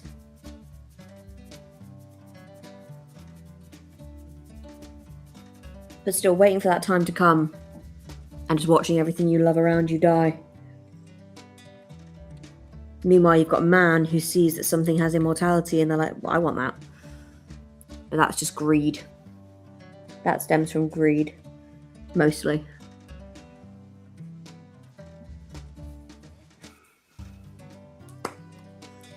And it's easily used against them.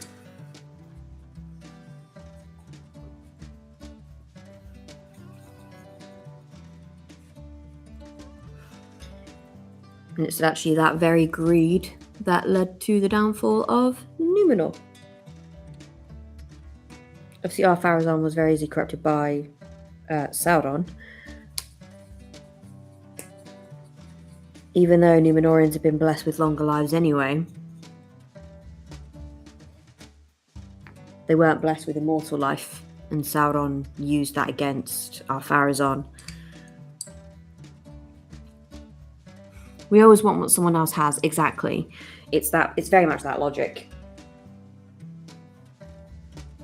Just putting some Abaddon Black.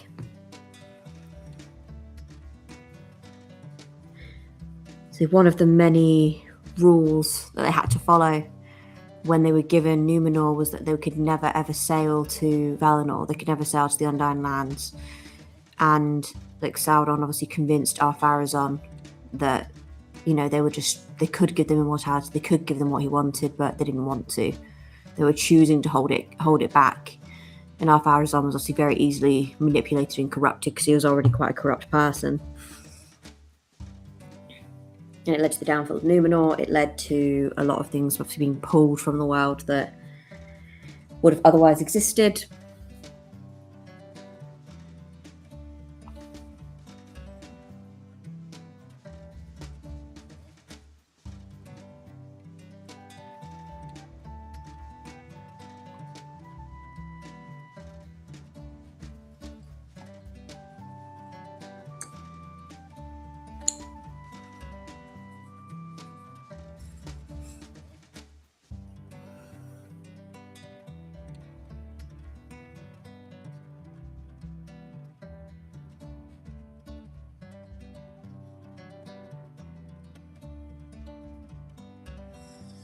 Just painting the last little bits of his saddle.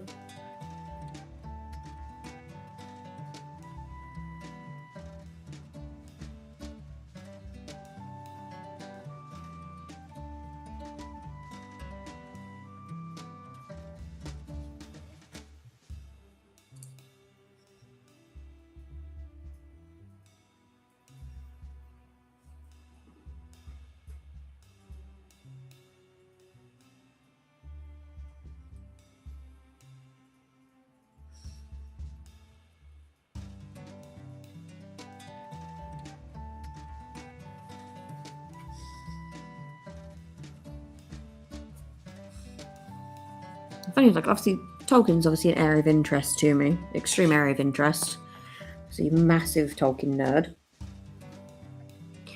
But it's like sometimes I'll go on these rants and talk about it like I'm talking about it to you guys. And then, like I said, I'll do this on my other channel, which is specifically designed for this. And you get comments like, oh, for a woman, you know a surprising amount about this. And I'm like, what has that got to do with anything?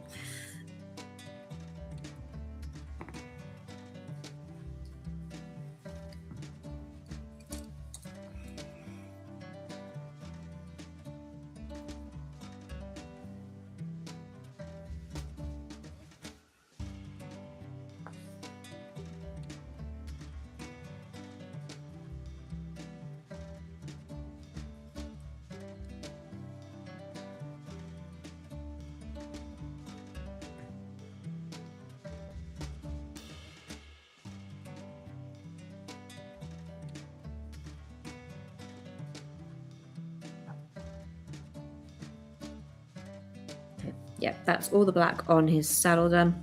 So now I'm going to paint his gloves, his boots, and fill in the middle section of his hammer.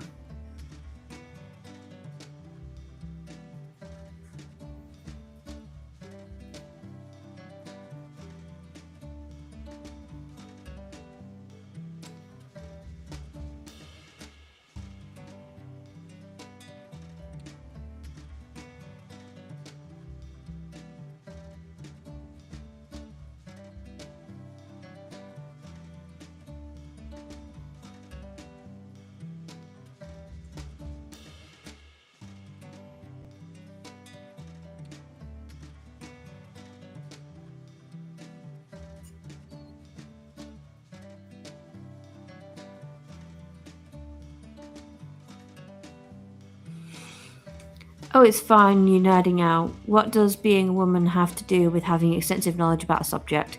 Yeah. It's not just that as well, but obviously, like I said, you get the people who are like the White Knights of a specific area, like with 40k, and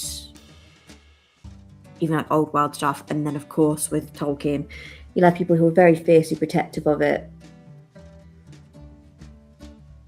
and they can be agreeing with you for a very long period of time, and then all of a sudden you say one thing that's like an opinion, and if they don't like it, then you are like trash in their eyes.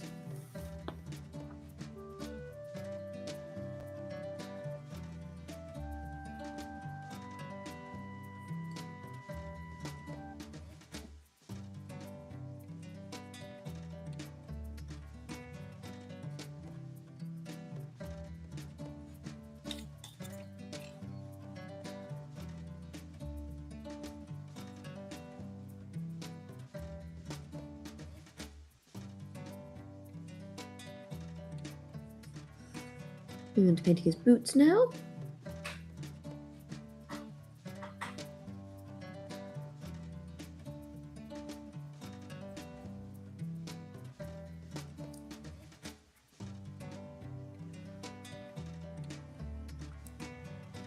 Valor forbid we have an opinion. Yeah.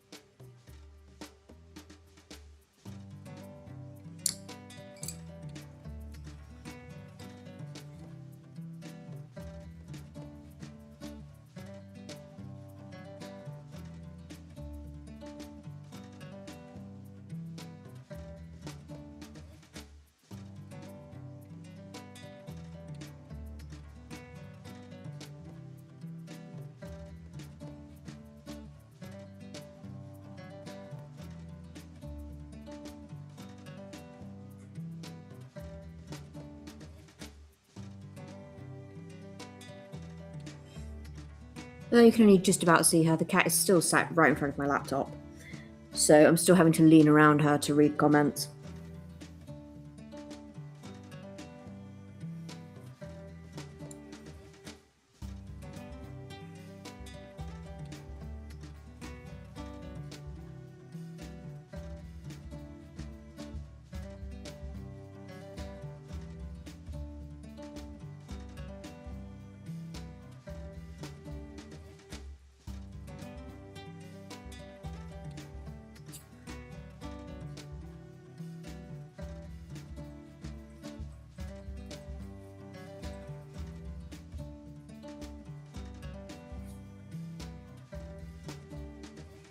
Okay, just saw that bit where Gimli blows the horn in fourth Erlonga shivers. Yeah.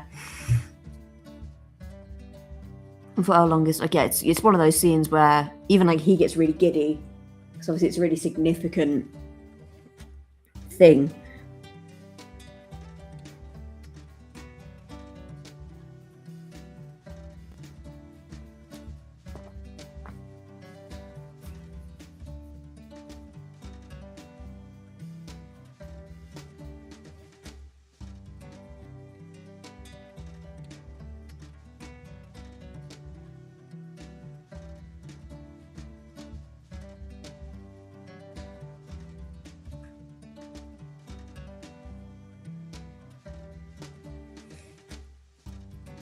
Obviously, in that kind of area, you have the glittering caves. They are based off a place called Cheddar Gorge here in the UK, and a place called Somerset. Myself and Mr. Nerd Rothmer have been there. It is stunning. I can see absolutely where he got his inspiration from. We didn't know this until like last year, but as soon as we kind of found out, like he went there, that's actually where he went for his honeymoon with his wife. And you got the inspiration there for the glittering caves. Or that scene where Theoden arrives at Minas Tirith, that horn sound, yeah. To be honest, if I heard that horn, I am running the other way. I am dropping my weapon and I am running away. Like, the horn alone is terrifying.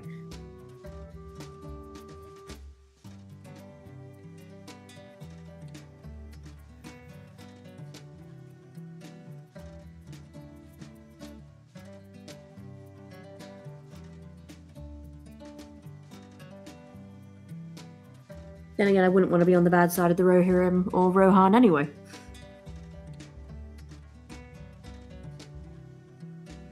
Or Gondor for that matter, sorry, but definitely not with I definitely wouldn't mess with the Rohirrim.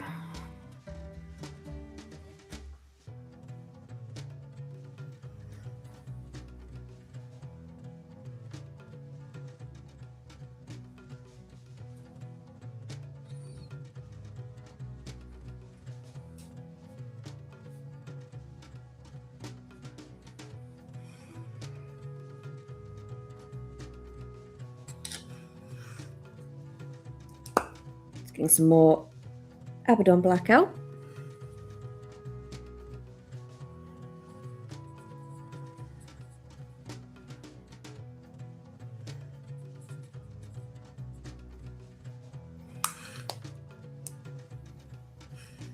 Yeah, I definitely just want to watch Lord of the Rings now.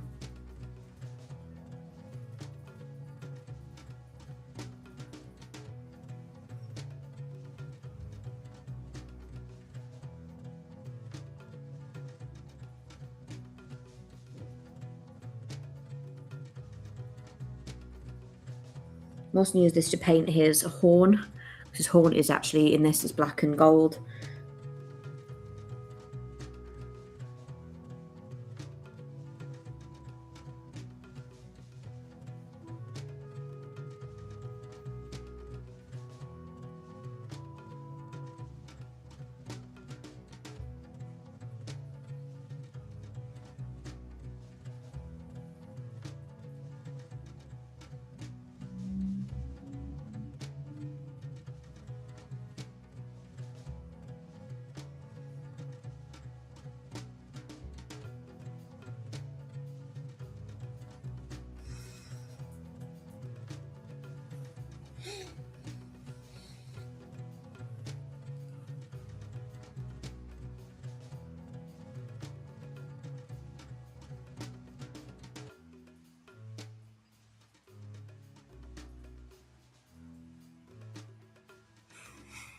It's like a scene that isn't obviously anything to do with Theoden, but it's when Elrond brings Aragorn the shards of Narsil, and obviously it's then remade into Anduril.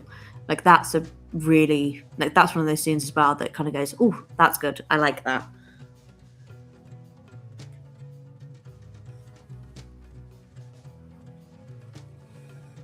When it officially becomes the Flame in the West. For that scene, I thought the extras were only allowed to participate if they knew Theoden's speech by heart. I don't know. I actually don't know with that one. I'd have to do a little Google myself on that bit.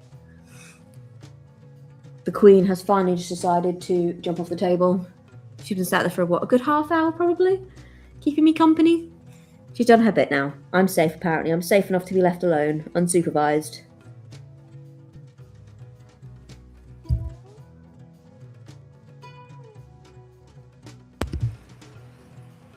Lillian, she might change her mind. She does that every now and then. Uh-oh.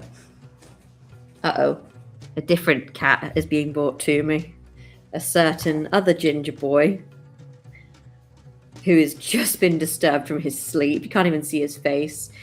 But he looks a lot like the lion pelt on the back of Lion's outfit at the moment. What do you think? Is that pretty accurate, Mr. Nerd? There we go. Just tilt his little face up. There we go. You see, he's very sleepy. He has food around his chops and everything from eating. That's the Kiggy that keeps setting off the Christmas the Christmas singing mat. Did Rothmer just put him there? He did. He did. But now that he's woke him up and disturbed him, he'll either do one of two things. He'll either go back to sleep, or this will trigger zoomies, and suddenly I have a Ferrari running around the house. At the moment, it's giving Rothmer zoomies. He's now running around the house. To be honest, I haven't seen the one who normally has the zoomies for a while. I'm slightly worried. Wherever the Riku is, I don't know.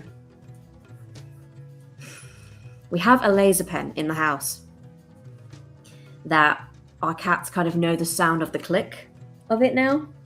And if he's close by, he will just appear really, really quickly. And he doesn't seem to be appearing quickly, so he must be asleep upstairs somewhere. The thing you can hear is obviously the battery inside it as he rattles it around. But honestly, it's normally it triggers all of the zoomies in our cats. So if you hear thundering around in a moment, it's that.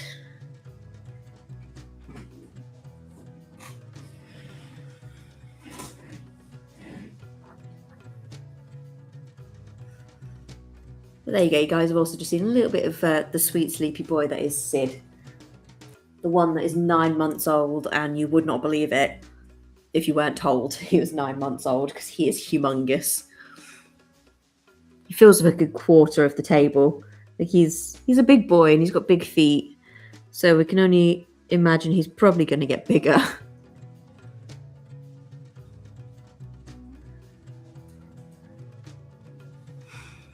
He volunteered, did he?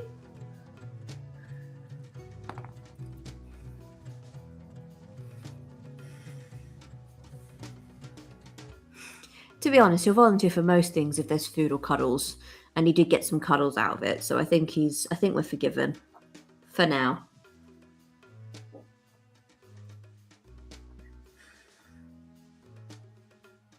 Next element is the gold element, so it's finally time for me to dip into the other well-known gold paint. I wonder which one I'm going to be using. I wonder. Of course it's Retributor armor. Of course it is.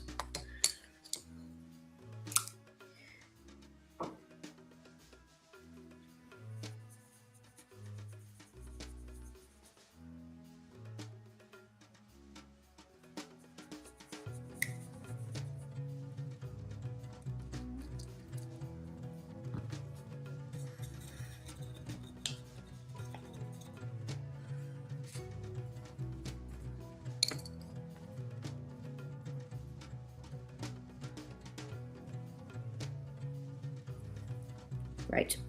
Now I need my smallest brush.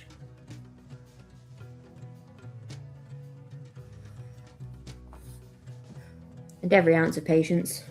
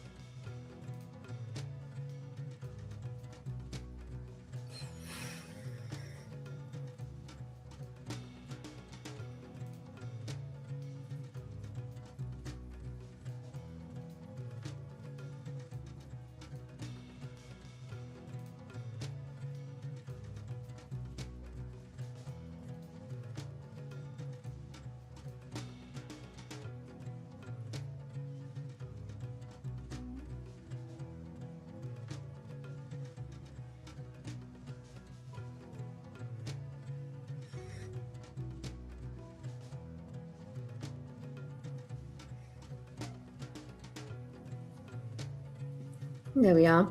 The gold will be the bit that kind of really pulls it together.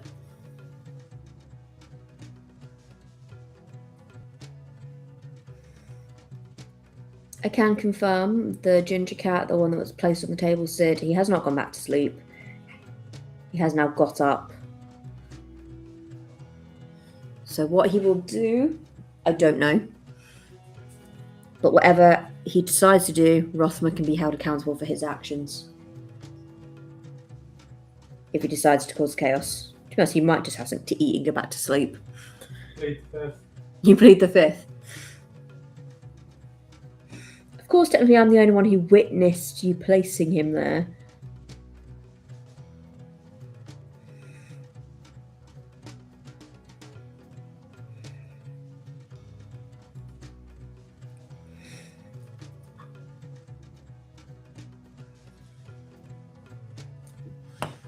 There we go. His helmet looks much better. Gold. Looks more regal now. Starting to dress how a king should. Hey, I saw it happening. Exactly. You saw him placing him on the table. I saw him physically in person pick him up and place him on this table. I don't know if you saw his hands, but he was definitely responsible.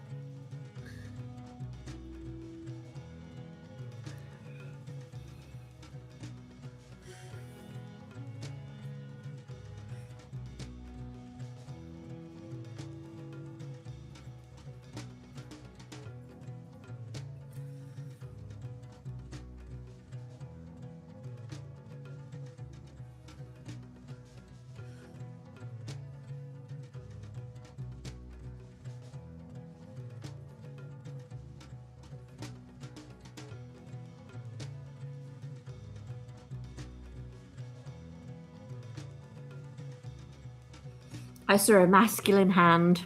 Yep. And mine were busy. Mine were holding a paint stand. So it's definitely not my hands, and my hands are far from masculine. I'd like to think. My hands are too small to be to be masculine, to be honest. They're quite small. They're quite dainty.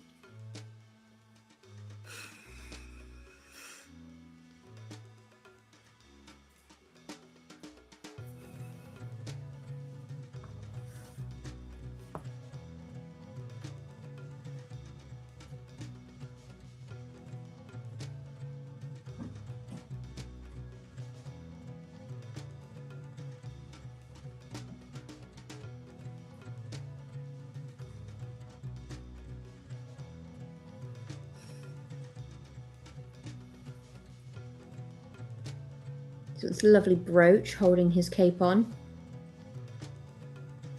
He's accessorizing. We love that. He has a lovely helmet and he has a lovely brooch.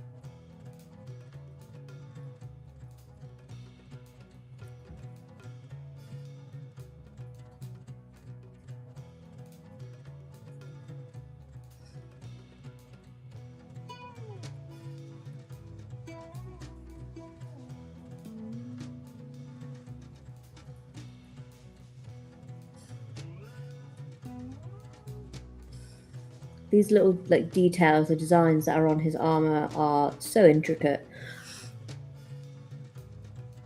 On his chest are essentially very typical with Rohan, are facing the center of his chest. He has two horse heads. Obviously, they've been done in a really simplistic way for the sake of this model because it is so small, but they're still not that simplistic. So I want to do them justice.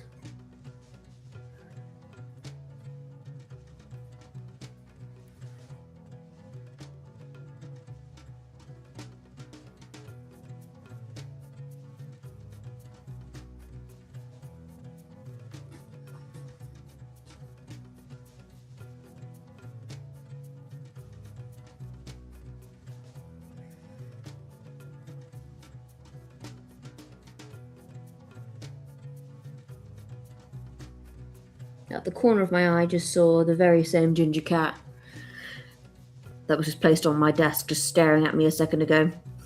It's like I think he's woken up and he's like, I would like some affection, please.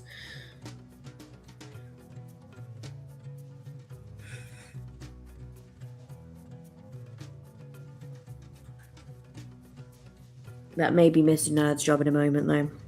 Good old Rothmer, just to pick him up and cuddle him.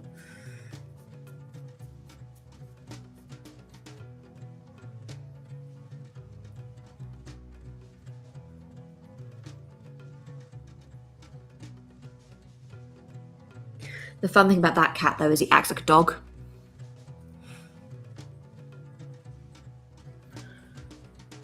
There's a lot of dog tendencies.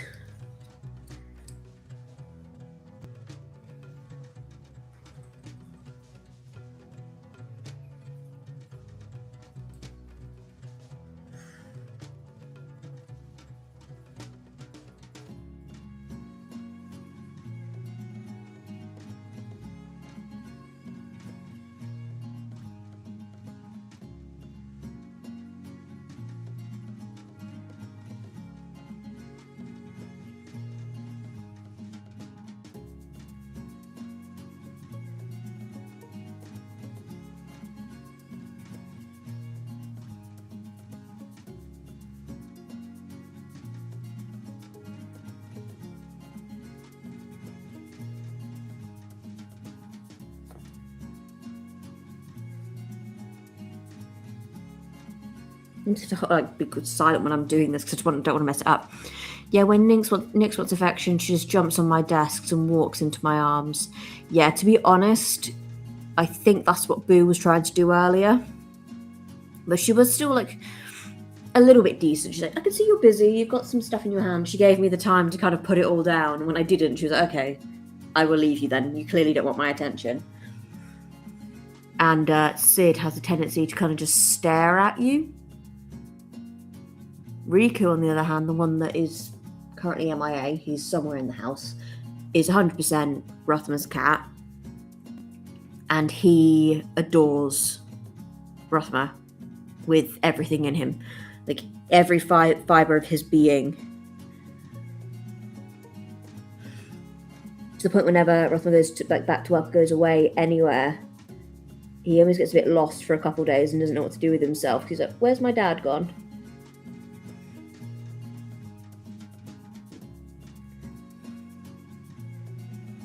And some days he just gets really, really stroppy and moody, and we're like, why are you so stroppy? And it's just because that day he's declared like he hasn't had enough attention, normally from his dad. And yeah, it's everybody else's problem. So he's a little bit like a teenager, like a toddler in that respect.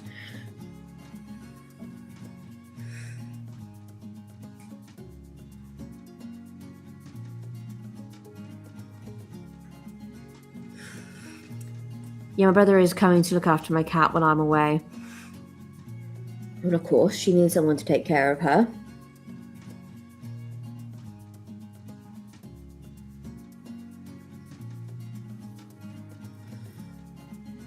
Okay.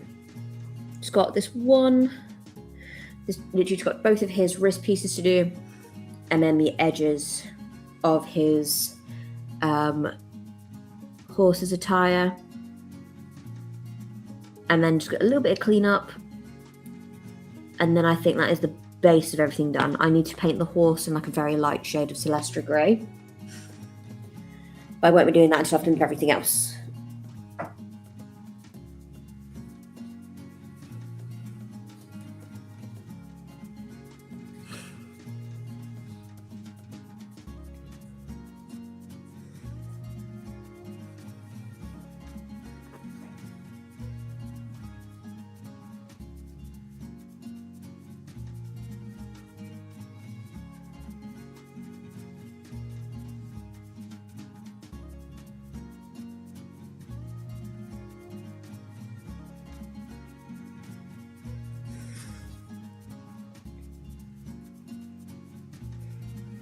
When I do this line work, that I kind of fool myself into thinking I can do eyes, because it's like, this is really intricate and I'm doing a pretty good job, and you know, it looks pretty even and neat, And then I go, oh, I'll try my hands at eyes. And the minute I kind of get that brush like this close to the face, I'm like, no, I can't do it.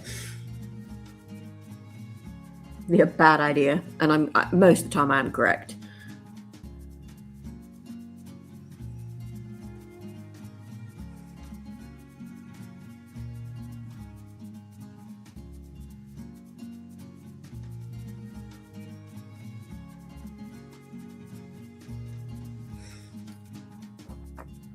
We're in a process right now where we are like accepting commissions. So if anyone wanted a specific piece painted by us, obviously to buy it, obviously the only kind of speculation, obviously they buy it, we then have the ability to record it for content for our channel, and then we send it to them. And then obviously they purchase the figure. But that would be like my only stipulation is like, unless you want it to have wonky eyes, you might want to give me something that doesn't necessarily have eyes or has a helmet on, for now, at least. Otherwise, you'll just get white pupils. You won't get white eyeballs, so you won't get pupils. Otherwise, I'll be looking in 2 different like area codes.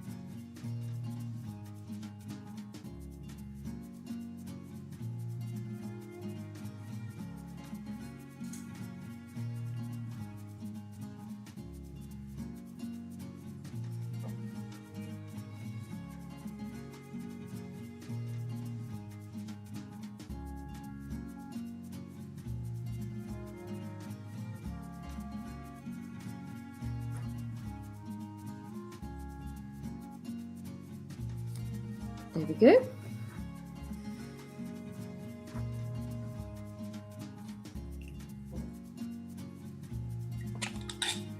A few more pieces in black to do, and then some gold on his face, on the horse's face.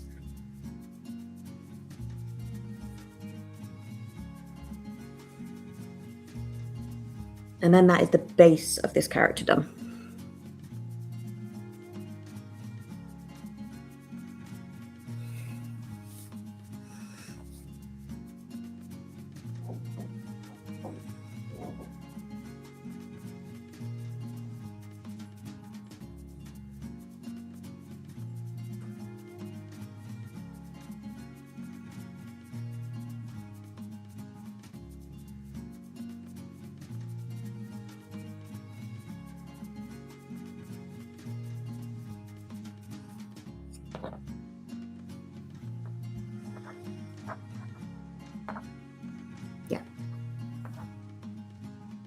Yeah, that's officially all the gold pieces now, except for his face.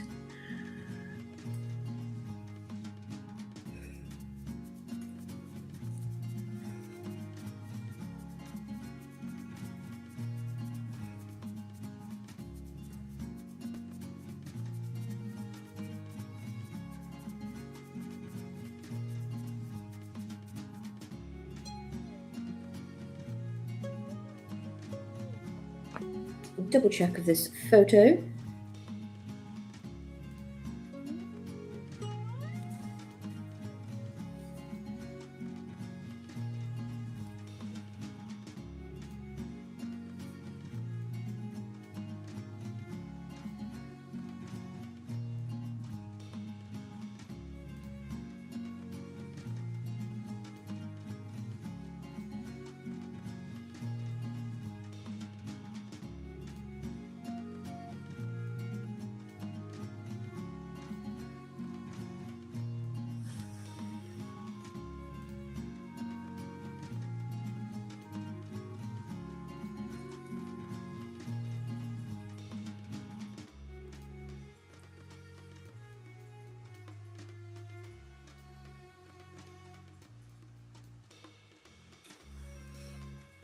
He's already looking good, thank you.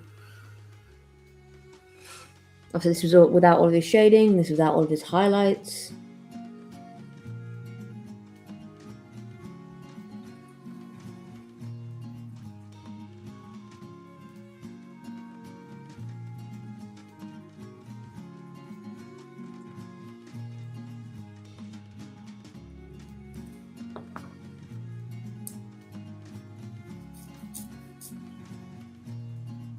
There we go, his horse's face is officially gold now.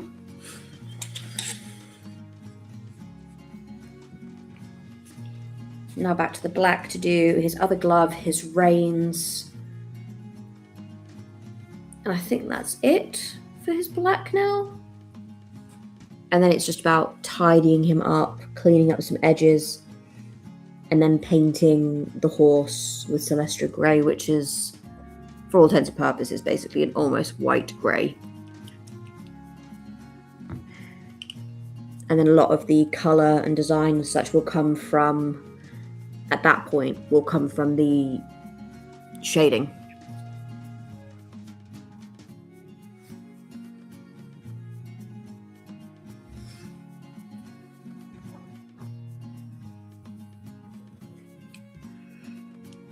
So some Abaddon black ready.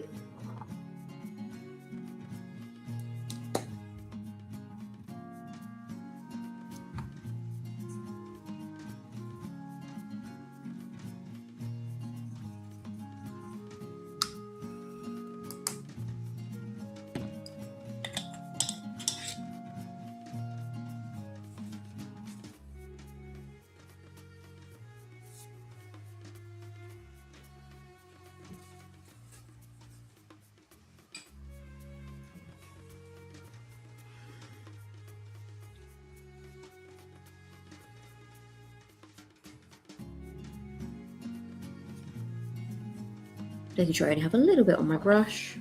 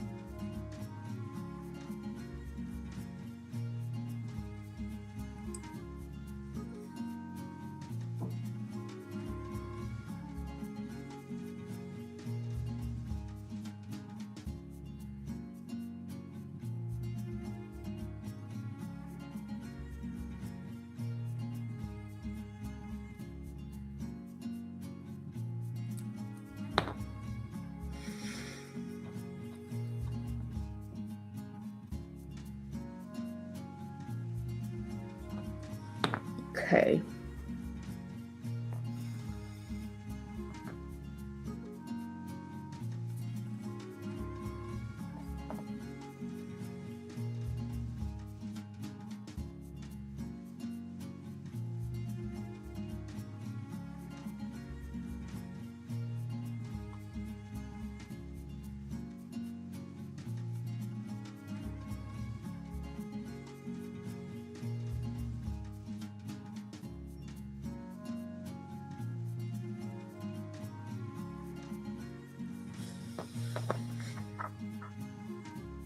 Good.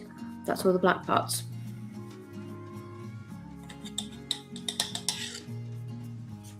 I'm going to start with the cleanup section now.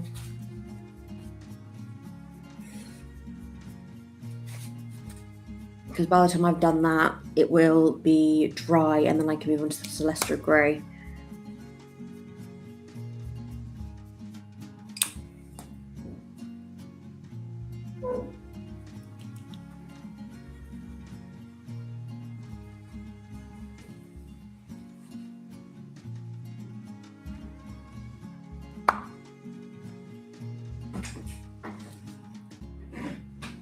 So we've got a tiny bit of red in his hair, so I'm going to just apply a tiny bit of white scar over that.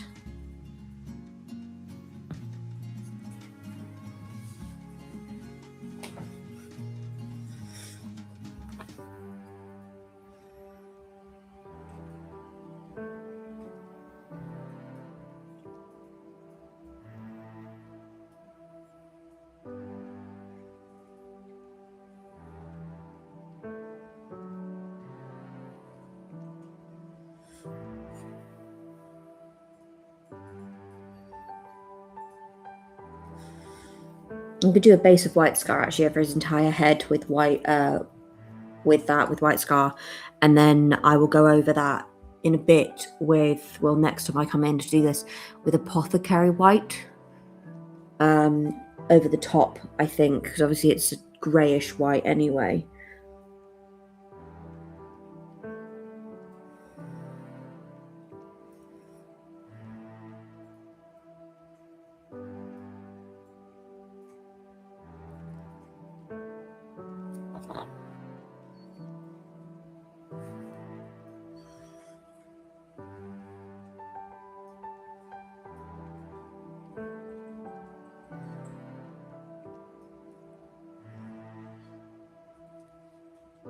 White scar, white is so streaky. Luckily, the only reason why I'm using this is because one, it is a layer paint, so it's really, really thin, so I can build it up. If I wanted solid white, I would go for Corex. But because I'm kind of only using it to tidy up certain sections, I don't have to worry too much about streakiness.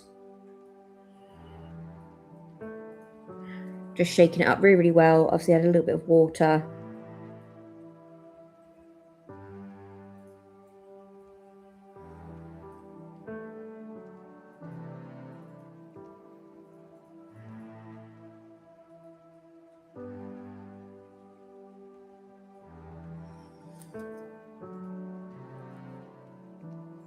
But as a means, just go around and kind of clean up some edges. Like this fur was covered in like black splotches.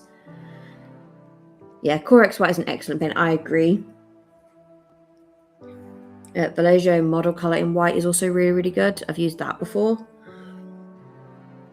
for like a non-Citadel paint, but Corex white is generally my go-to when it comes to most whites.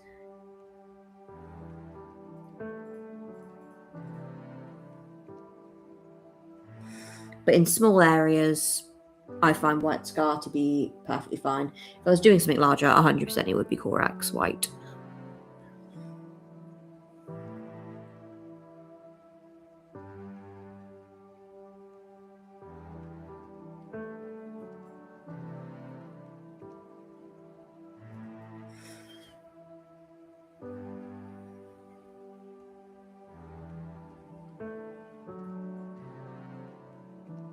Okay.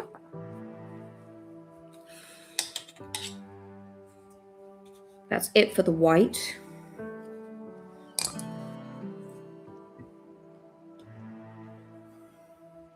I'm going to go in with a tiny bit of Mechanica Standard Grey now.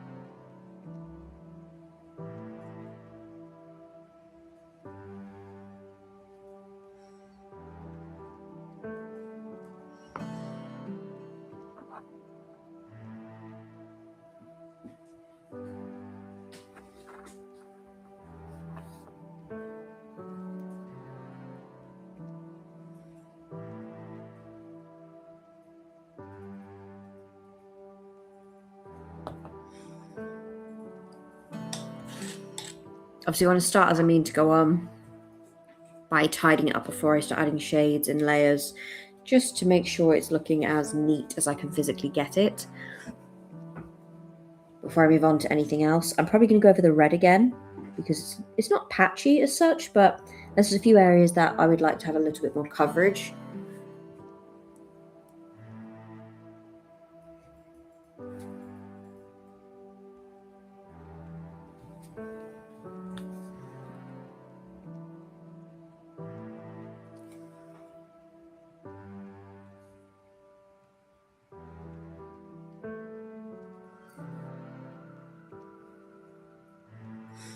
The green's pretty even, though I don't have to worry so much about the green.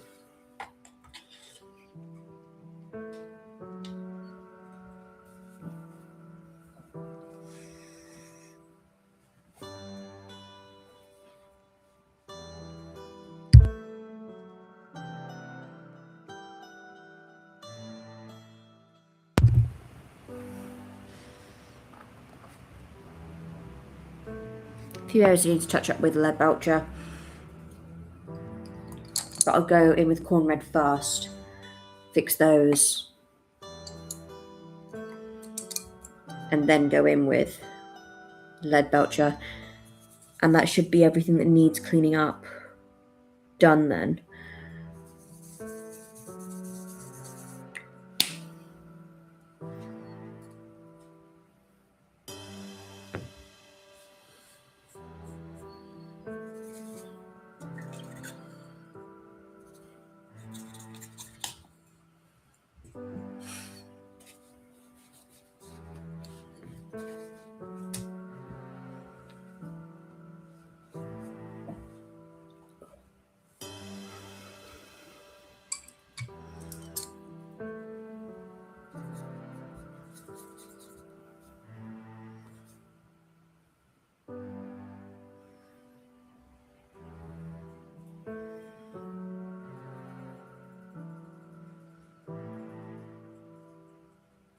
Yeah, much better. Corn red just needed 2 coats, I think, for me to be fully satisfied with the colour payoff.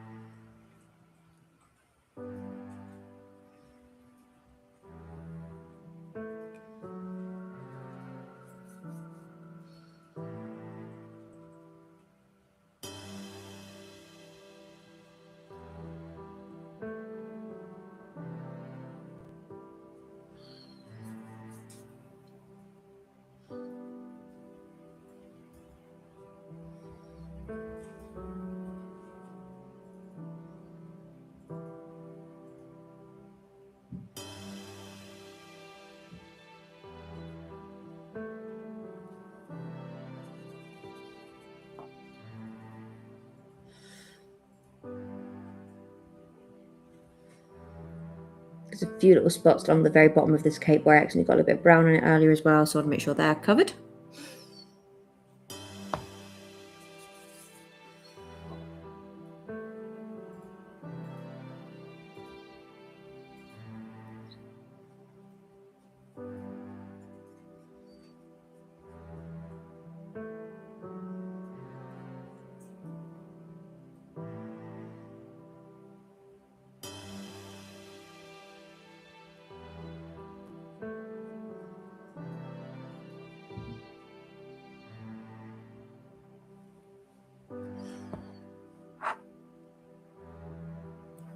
There we are.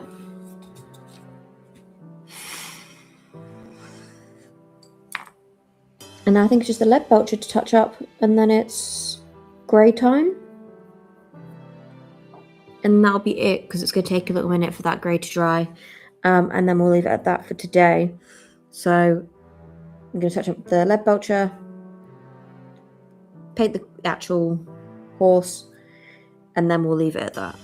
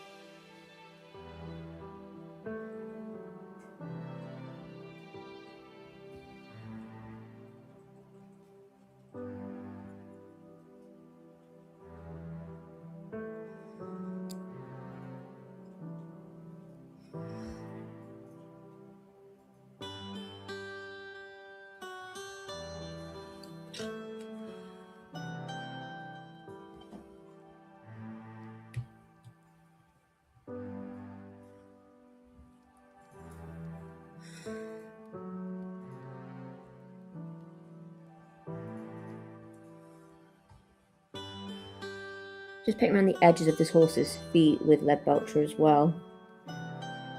Just to give him some shoes.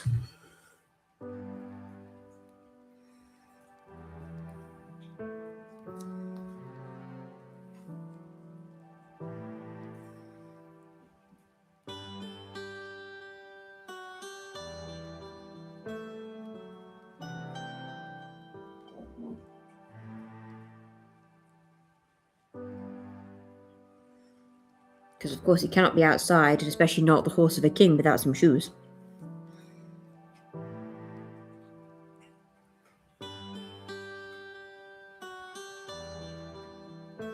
Can you imagine the embarrassment? King's horse, no shoes. Honestly.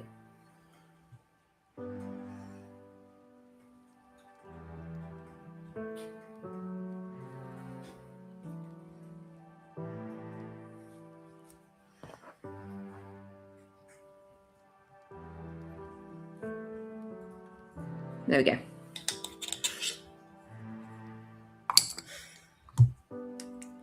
Now time to give our pretty horse boy his coat of paint, which is going to be just Celestra Grey.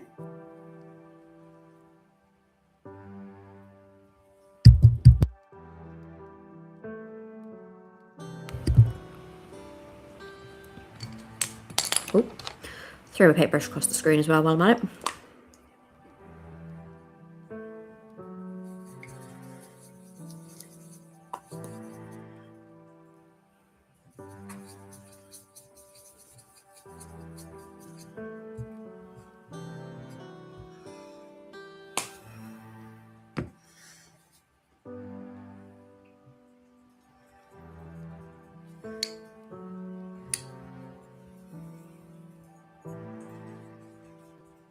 Because this is like such a pale grey, it is going to look almost no different. Especially because the spray paint I've used is Grey Sear.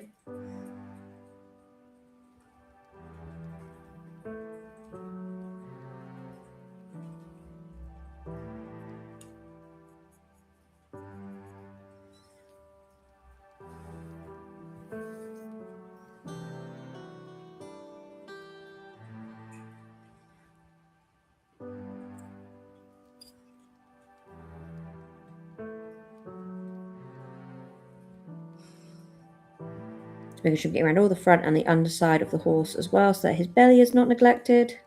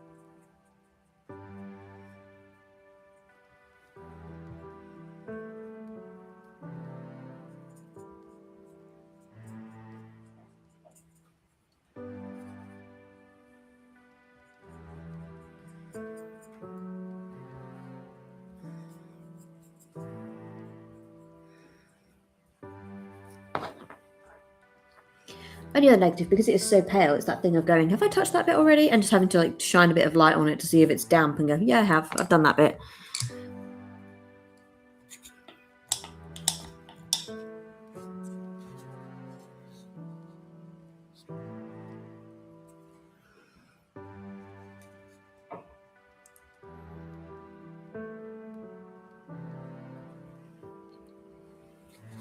Just going in with a smaller brush now to do around his face, because there's a lot more stuff around his face that I have to be a bit more cautious of.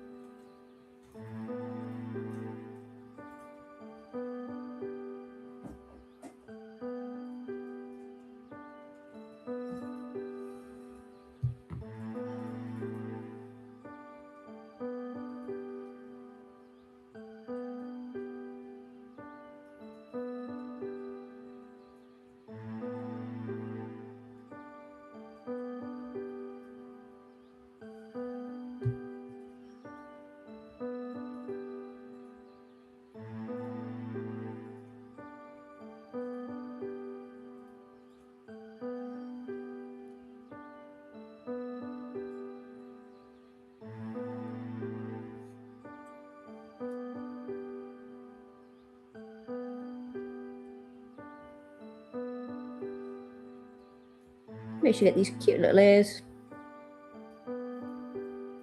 And of course, the tiny little space that is his eyes.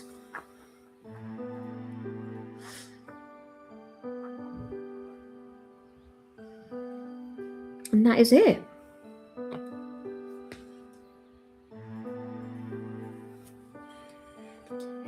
That is officially the base coat on Mr. Helm Hammerhand completed. That took us just shy of 3 hours, 2 hours 40, which is still pretty good. So like I said, tomorrow we'll be doing Darkwater, but I will be returning to this figure.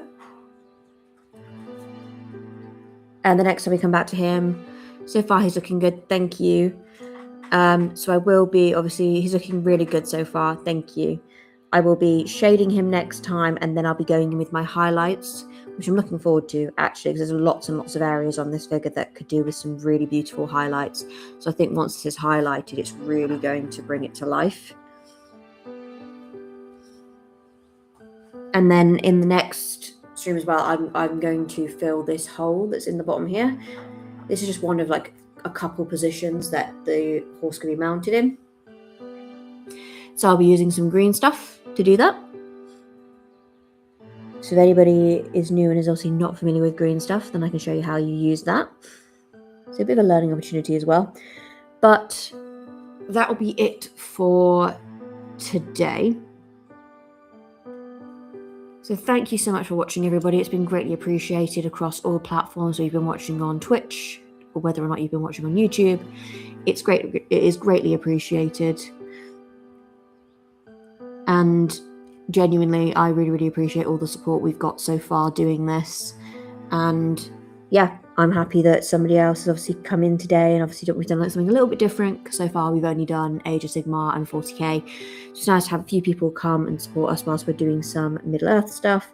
It's allowed me to really, really nerd out about a topic that I'm very familiar with, because I'm still learning. Even though I'm very passionate about obviously Warhammer, I'm more well-knowledged when it comes to anything Tolkien related.